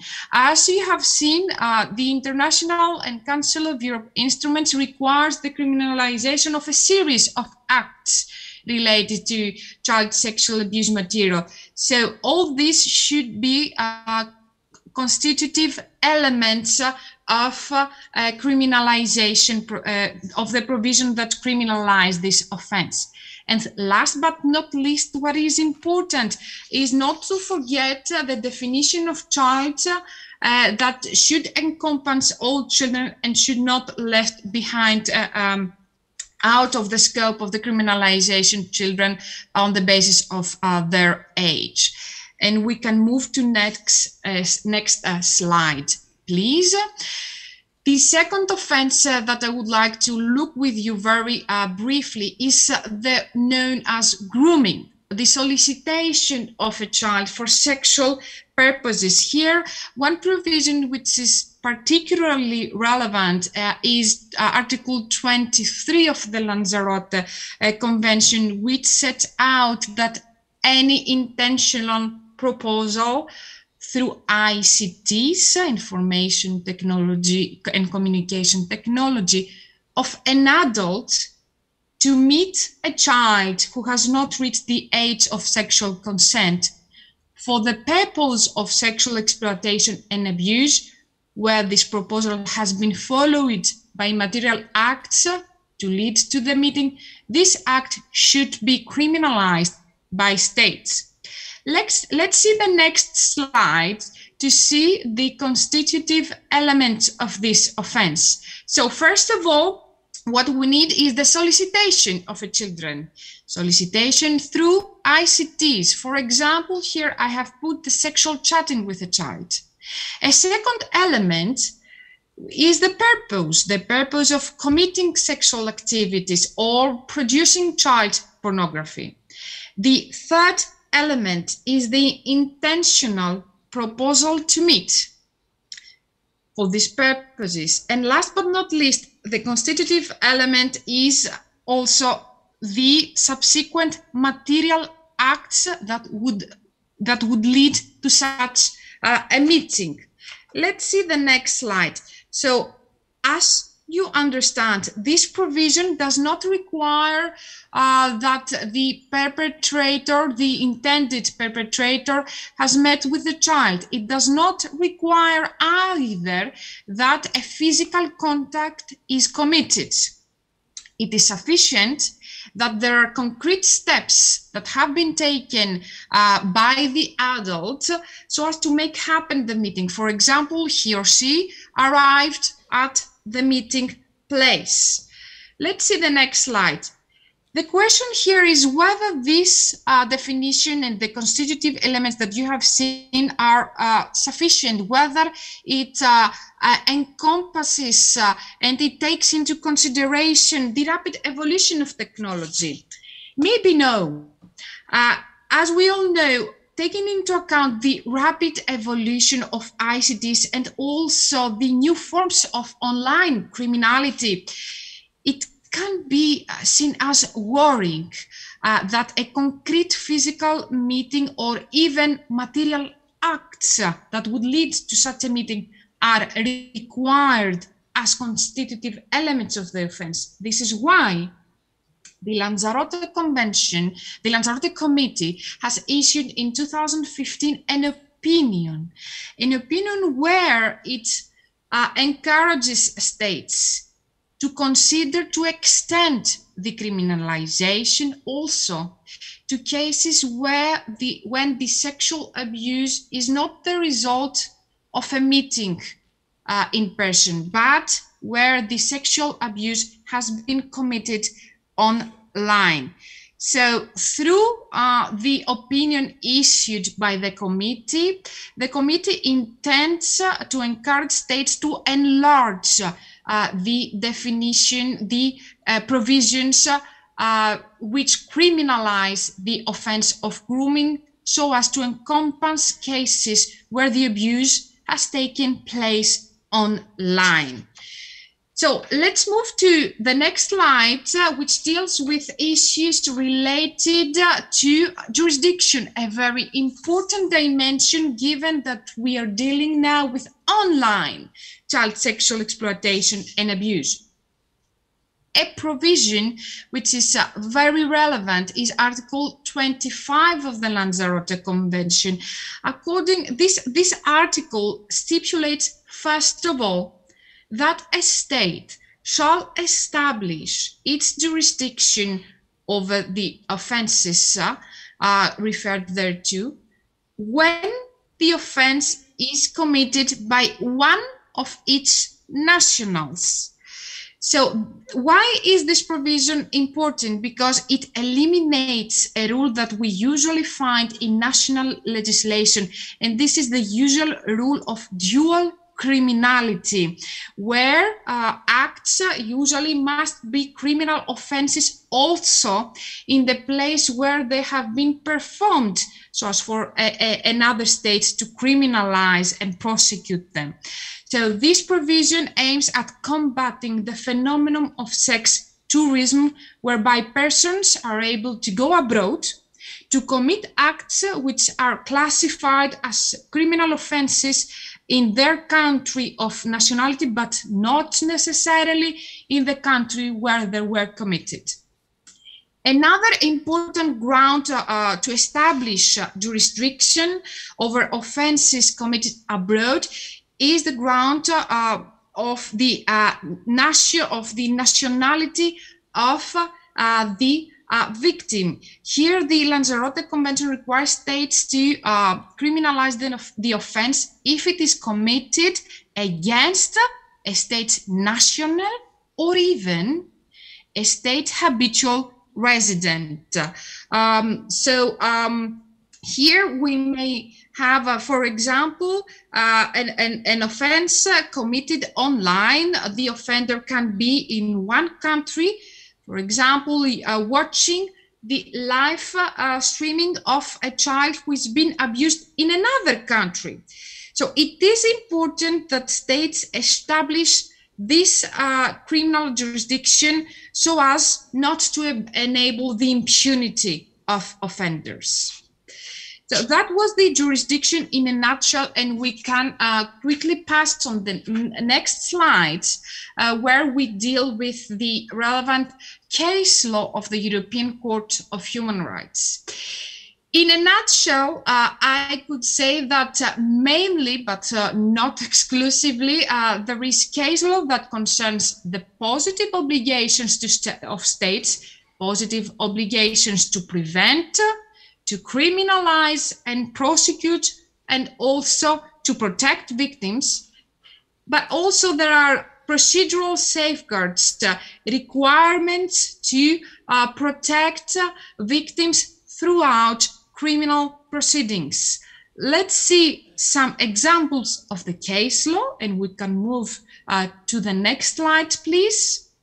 Well-known case Soderman versus Sweden. Here, the case concerned the covert filming of a young girl.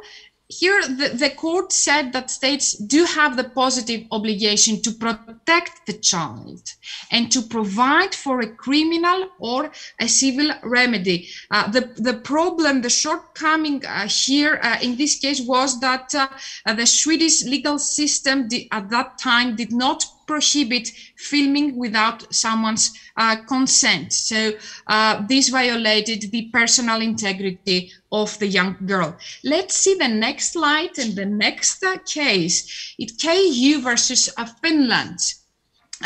Here there was an advertisement posted on an internet dating site in the name of a 12-year-old boy with a link to the boy's website. This advertisement was stating that the boy was looking for an intimate relationship with older persons. But the boy didn't have an idea about this advertisement and found about it by accident when he received an email by an interested man. So here the court criticized national authorities and for not protecting the child from being targeted by pedophiles via internet. The court said that states do have the responsibility to establish a framework for reconciling the confidentiality of internet services with the prevention of crimes, and especially the prevention of this kind of crimes. And we can move with the next slide, please. So this slide is the last one and concerns the procedural safeguards. Just some points taken by the case law of the European Court of Human Rights. So the child needs to be protected throughout criminal proceedings, and it is the responsibility of national authorities to ensure this. National authorities should take a series of measures. So first of all, as you all know, the hearing, a public hearing can be very traumatizing for children who are victims of online sexual abuse and exploitation.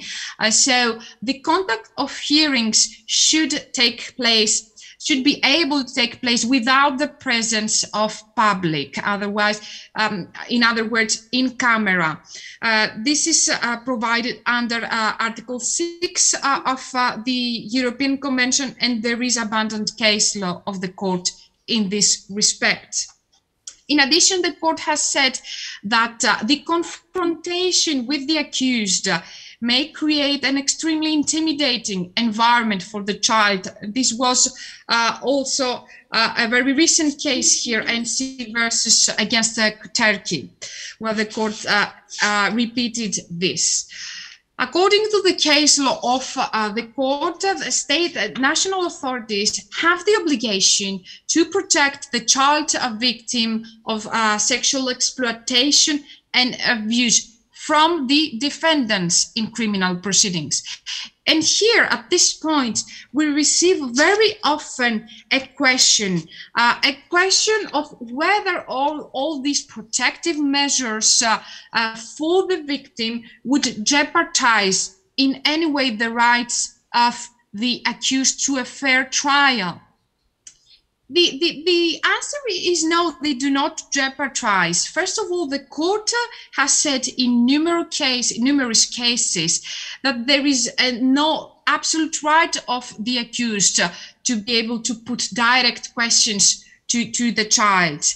And there is no absolute right of the accused to confront the child live at the court, at the hearing. So, states are strongly encouraged to take measures, first of all, to avoid the cross-examination, the confrontation at the court room between the child victim and the accused, and they are encouraged to seek to adopt measures such as allowing the defense to put into questions in writing in the course of the trial, or some states have taken measures to use two-way mirrors or to use video, audio recording, or live television links. The aim here is to protect child from re-victimization and at the same time to safeguard the right to a fair trial. So from my side, that was it. I would like to close my intervention by saying that there is an abundant case law of the European Court of Human Rights requiring states to take further measures to protect children in criminal proceedings, but also to prevent online child sexual abuse and exploitation, and to criminalize in a comprehensive way these offenses. We're at the session dealing with cybercrime, and one of the current challenges I have chosen to talk to you about was this one, the online sexual abuse and exploitation of children. And I would like to warmly thank you for your attention.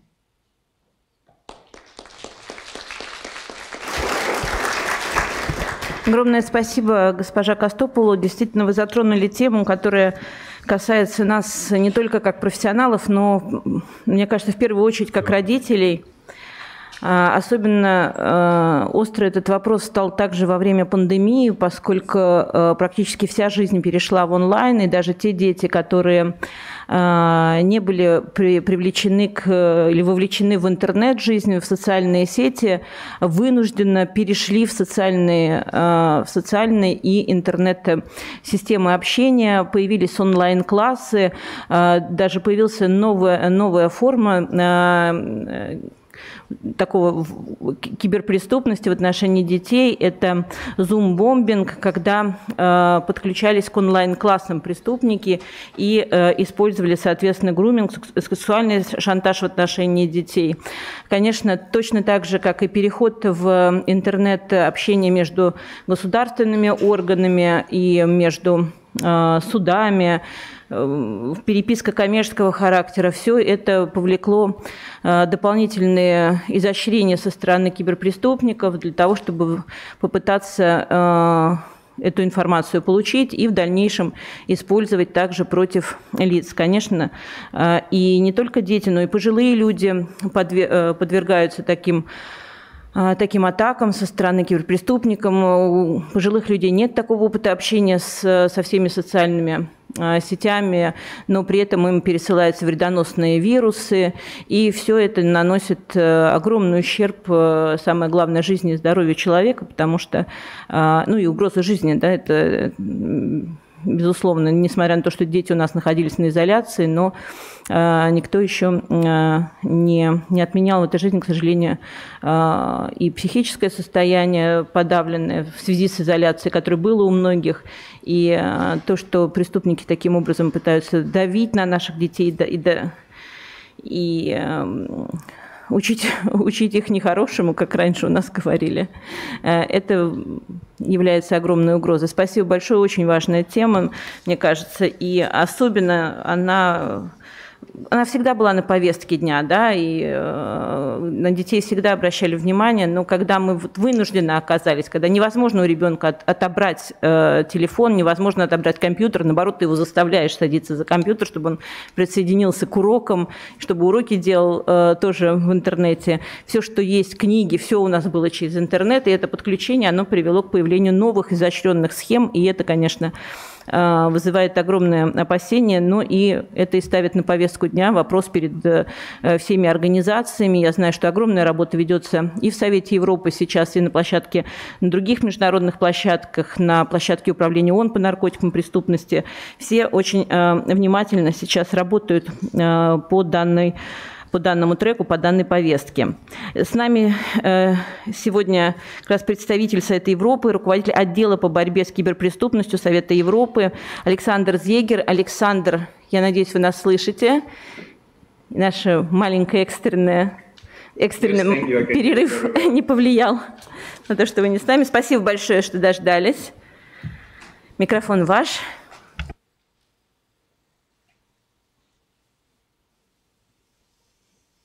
Thank you, and I will also share a presentation.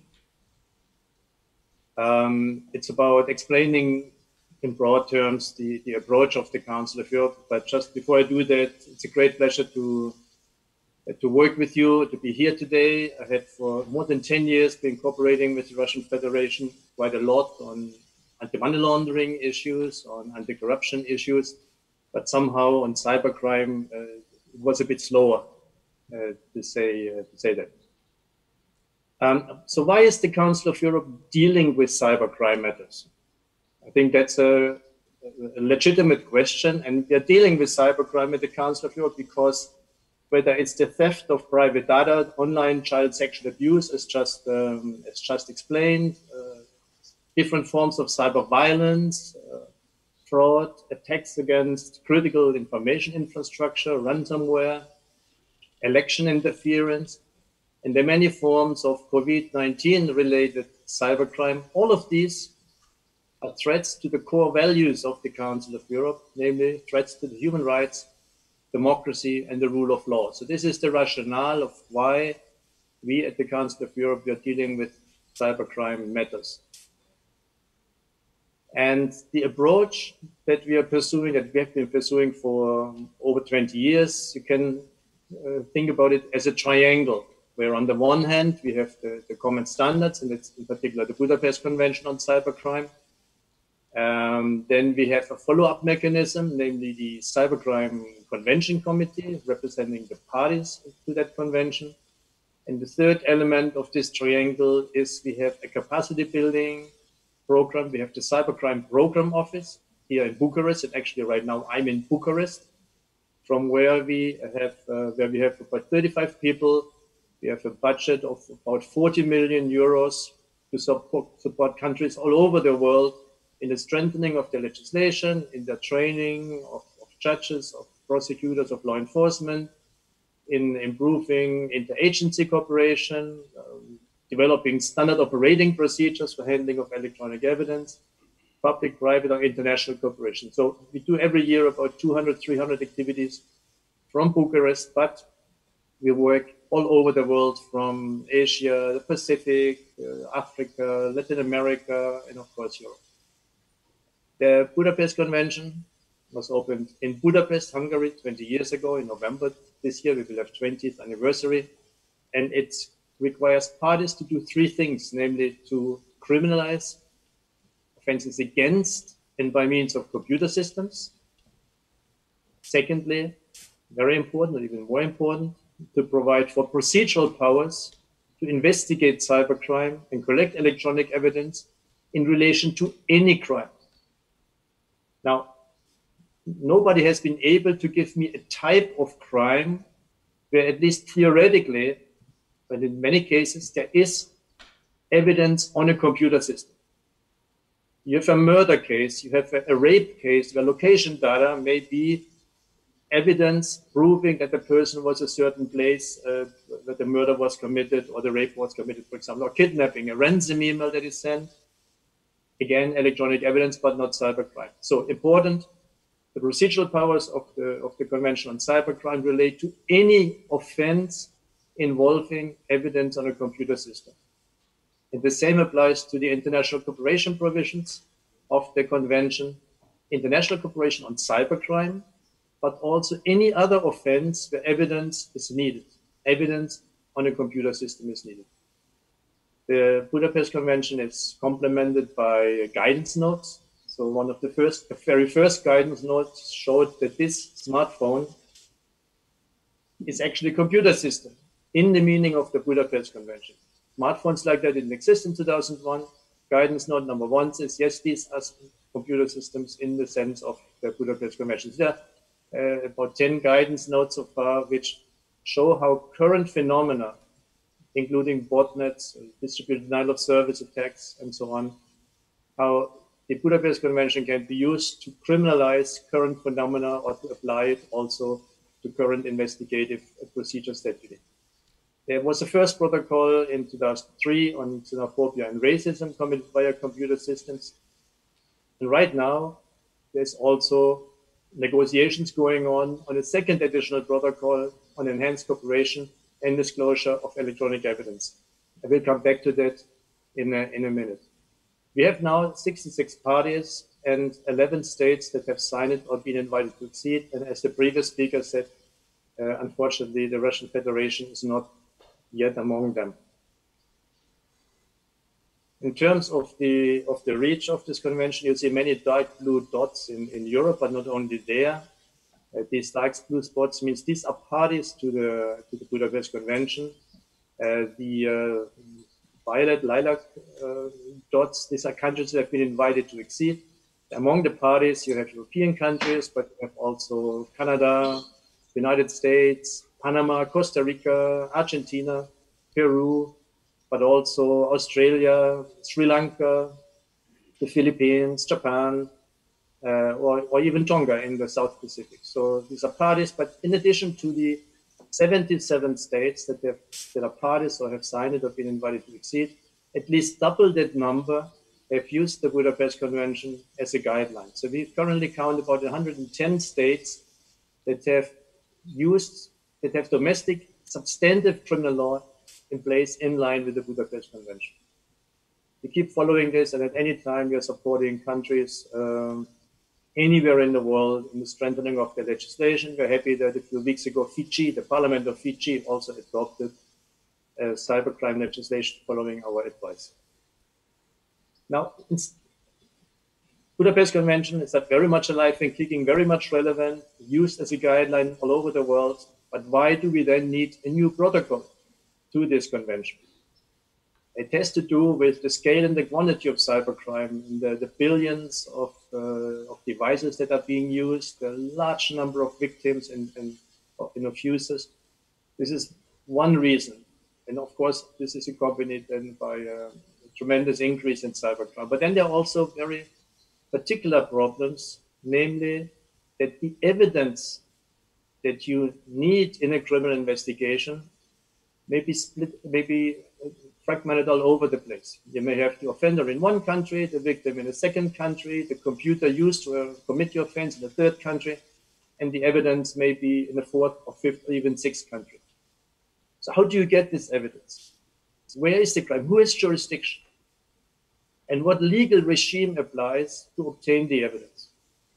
So this is a very practical problem for investigators that leads to a situation where only a really small amount of the cybercrime that is reported actually leads to convictions, to a conclusive criminal justice outcome. And I call this the 1% problem, but it may rather be the 0.1% problem of all cybercrime that ends up with a criminal justice outcome. Traditionally, of course, authorities obtain evidence in another state through mutual legal assistance. But we know that when it comes to electronic evidences, it's very difficult. And if you don't know where the evidence is, who to send an MLA request to? So the parties to the Budapest Convention try to answer a number of core questions to help us advance and come up with a more effective regime.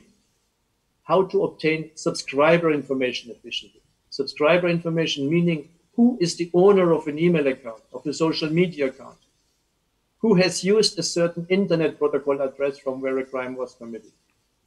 It's very important. That's the starting point of any investigation when it comes to online crime. A lot of this information, or actually all of this information, is held by service providers. And these service providers may be in other states, in other parties to the convention. So how can we cooperate directly with service providers?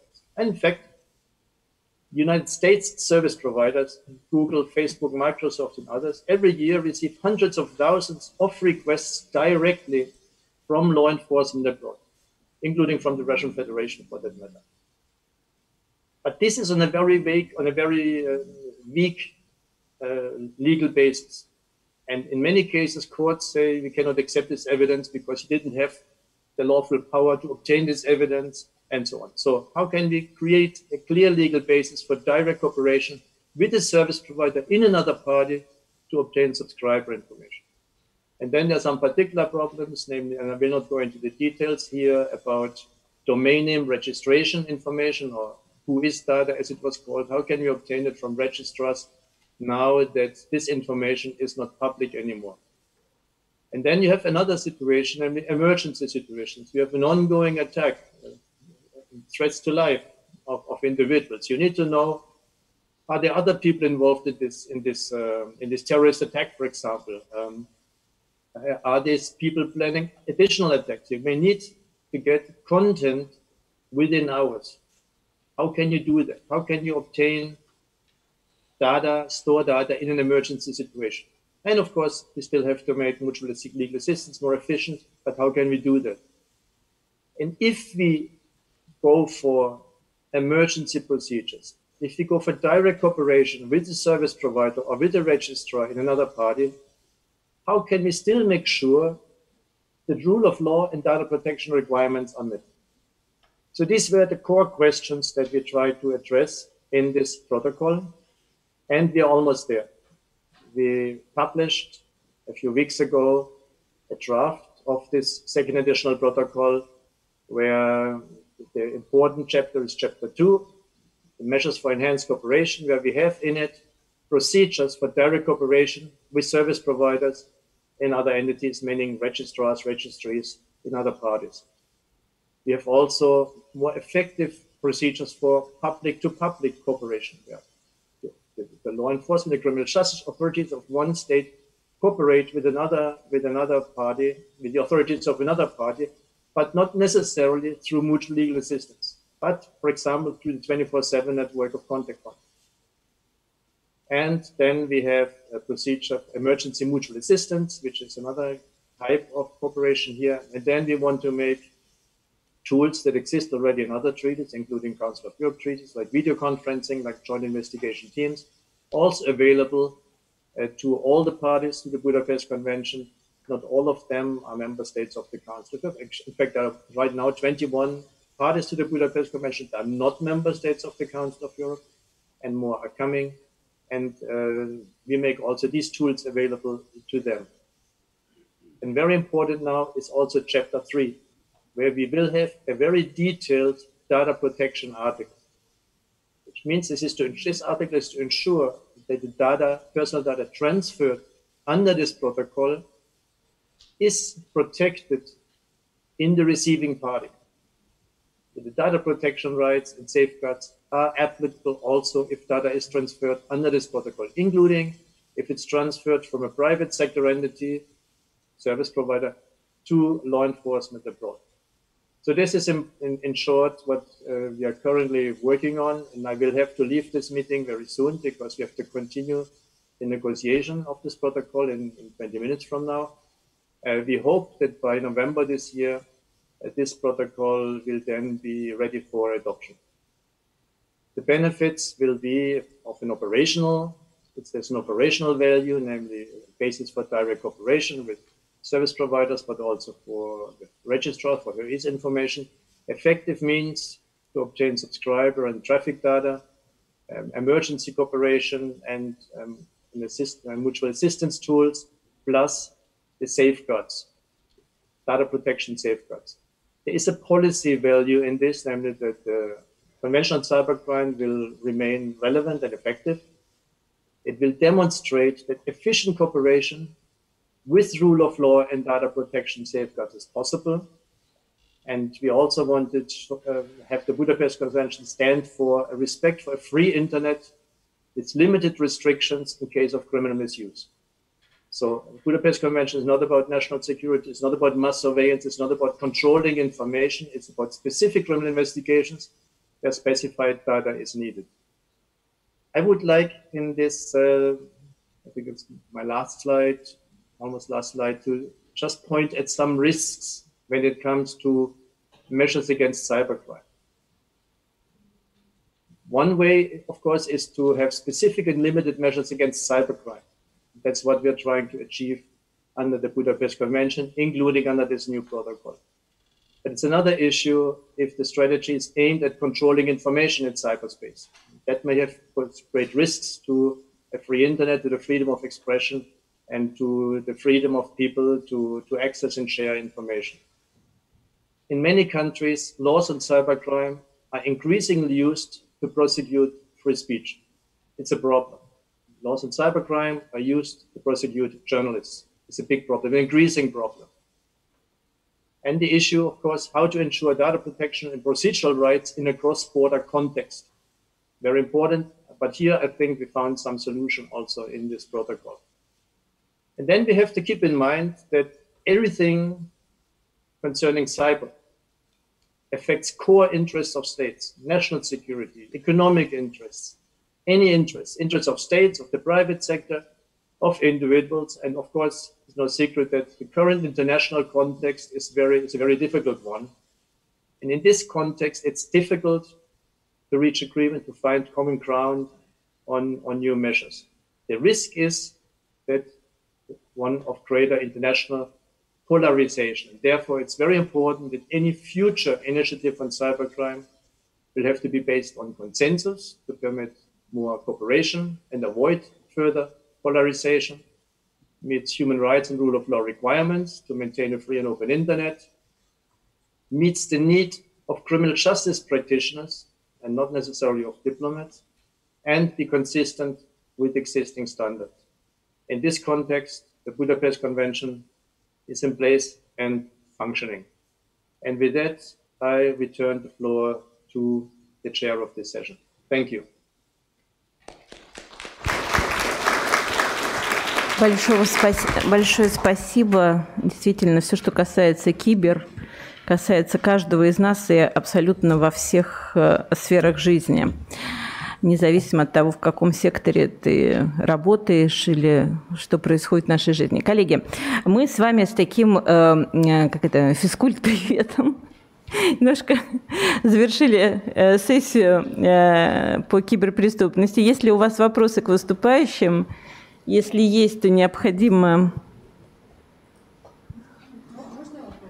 Можно вопрос, только нужно подойти к микрофону.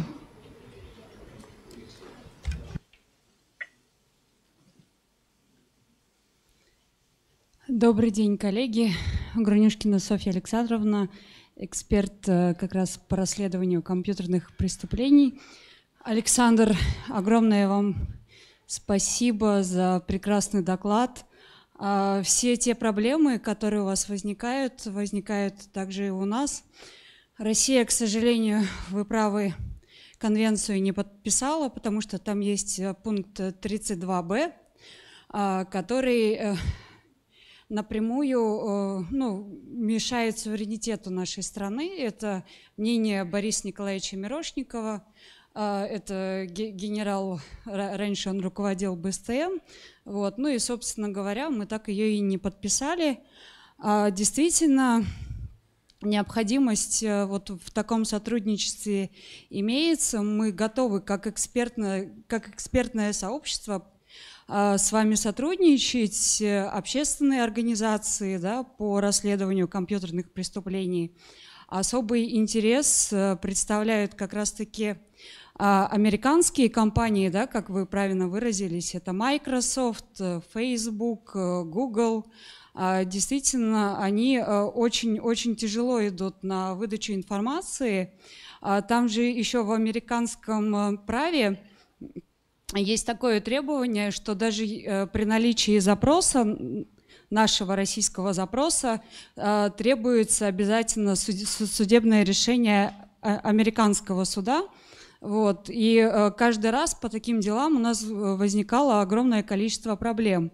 Поэтому я считаю, что здесь нужно вот этот вот вопрос поднимать на нашем уровне, на вашем уровне, вот, потому что вот как у вас вообще решаются вопросы по выдаче информации у этих компаний, у Facebook, у Google, если есть, да, такая практика? Спасибо за вопрос. Александр, вы с нами? Yeah, I'm still with you.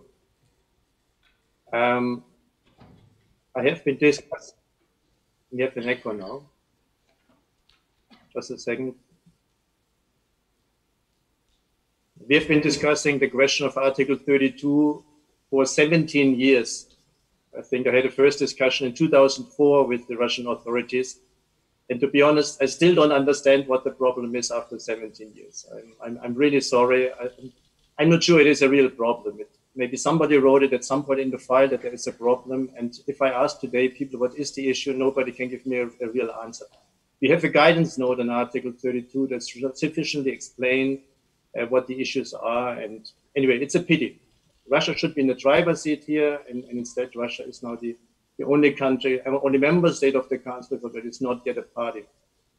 When it comes to obtaining data from service providers, from US service providers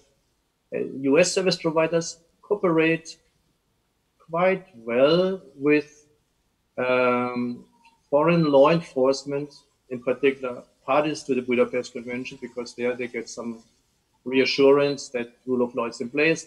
Plus there is an article in the Budapest Convention, Article 18, that permit such requests for subscriber information. So the average response rate, we keep following this over the years, the average response rate for requests for subscriber information is about 65%, about 2/3. Where, and in countries like Germany, France, UK, they every year send about 30,000 or more requests to 5-6 core providers in the United States. They provide it. Of course, when it comes to obtaining content, it's more complicated for everyone. We know there's the probable cause standard in the US. However, the United States is able, and United States service providers are able to disclose data relatively effectively in emergency situations. But again, it's a question of having the legal basis in place in both the requesting party also.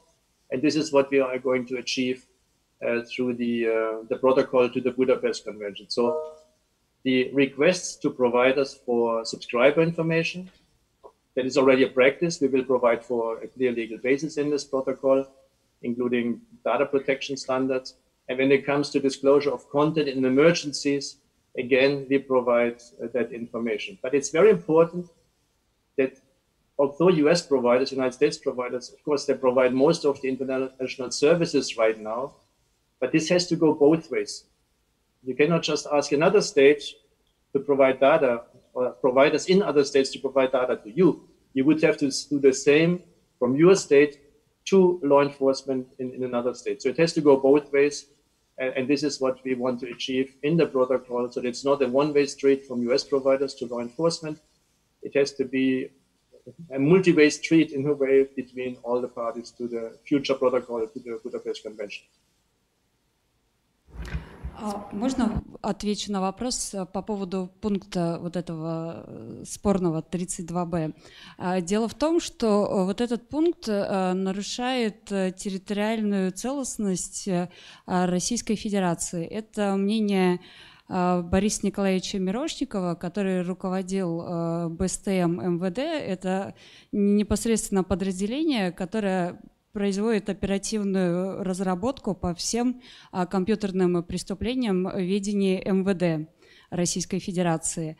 Соответственно, данный пункт, вот, допустим, Соединенные Штаты, они, как утверждает Борис Николаевич, они подписали с оговоркой, что они данный пункт не подписывают.